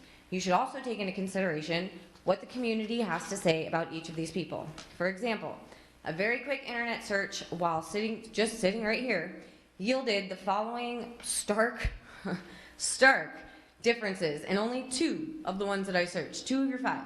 I looked up Cartwright at first. It says, in the letter of complaint submitted November 24, 2020, administrators said that the superintendent was hindering staff with a lack of clear communication and decision-making and created a culture without trust. Y'all don't need that. The concerns raised are bigger than one individual, and this survey will give us information on the entire organization, said by the board president. This has stifled district progress and has had a negative impact on students. Don't need any more of that either. Then we go on to Fitz. A former school board member said he is a bridge maker during troubled times. He can put a district back on track. Board president said, we were looking for someone to fill the gap and keep the district on a permanent path. He's doing a wonderful job filling the void. Another person said, he said he wants to begin working with staff in a collaborative manner to continue to move the district forward. A day didn't go by when we didn't laugh about something, one of the staff members recalled. When he is available, he will do anything under the sun for you, she said. I don't think he's ever going to slow down. So I'm wondering, did any of you take into consideration the candidates' actual resumes? Or did you just base everything on their cover letters? No internal hires. None. No internal hires. The community does not trust any of you to make the best decisions for our community anymore. The community wants positive change, and they never want to see a repeat of 2015 ever again. I, too, think these meetings need to be at a more convenient time for the community, and I'd like to add that I am still waiting on the minutes to be added into board docs from January. I'm going to get cut off, but one more thing. Some of you are very rude to when other board members are speaking, and rather than issuing a big apology to us, apologize to each other and stop interrupting people, please. Other than that, y'all did a great job, and I hope you can continue. Okay, oh, we have one more? No, we don't. Okay, thank you so much, all of you, for coming here today, and a special thanks for the kudos. Appreciate that. I know that you guys who have become regulars have commented in the past about meeting times. Something that you need to understand is, first of all, you know, you look here and you don't realize the number of, well, you kind of do if you look around at the number of staff that are here, and in the background, the communications department staff, and those people have work hours. All of the people that help us with all of the pieces of this, from security to communications and administrative assistance. And so we also need to take those things into consideration. And if you look at other government entities, for instance, Board of County Commissioners, I believe that their regular meeting time is 9:30. So that's just something to keep in mind. I may have misunderstood what Ms. Nystrom said. The 2 weeks that we were just referencing, that was for the ad for a search firm, okay? And I think especially with the research that Ms. Fisher has done and the number of firms that have already contacted us, I think 2 weeks is more than enough. Obviously, when we actually have engaged the search firm, it will be a long process. We are told 6 to 9 months to actually come up with the superintendent. And certainly, yes, we are going to, we can on our own, because we have the information on references from these 5, and we can on our own begin talking to some of the references and going into more detail. Keep in mind that, well, except for one candidate who works in the district right now, all of these must be background checked. fingerprinted, and there's a whole, if you've ever worked for a government agency, you know about the background checks and the fingerprinting and all of that. So certainly that will also be done. The individual interviews, we will be keeping our notes, and yes, those become public record. Obviously, you know, it'll go out it'll go out online, but it can't go out before we have completed the process, because, well, it can't go out until we have completed the process, because are we supposed to share our notes ahead of time so that those that haven't done the group interview, let's say, can see into our minds on that? So you're going to need to respect that. I probably didn't cover everything, but I think for this process, for the interim, I feel like we're doing a really good job of being transparent. Mrs. Gittens has worked very hard with staff members on getting information out there. Yes, there have been a couple glitches. If it's our fault, as we said with the resumes coming in, we changed it. We said, okay, 9 was what we posted, but there was a mistake, and we're going to recognize the mistake. And I think that's what we're going to do going forward. And certainly we're going to need all of us, because it's not just one person, all of us be very watchful, because it's very easy when you're working under a time restraint to get these things out as soon as possible. It's very easy to have a small mistake. All right, so we are at the end of the meeting at this point. We have board member comments now. Ms. Morgan, do you have any comments? I have none. Okay, Ms. Gittens. Not at this time. Ms. No, Jordan. thank you. Ms. Fisher. No, thank you. Mrs. Patrica. Thank you. Ms. Giovanelli. I don't have any other than, I won't be at the meeting in the afternoon. I just want to let everybody know that. Okay, Thank so you won't be calling in, all right. And Ms. Board Attorney Dupree Bruno. I have none, thank you. And anything at all for good of the order? Okay, seeing none, this meeting is adjourned.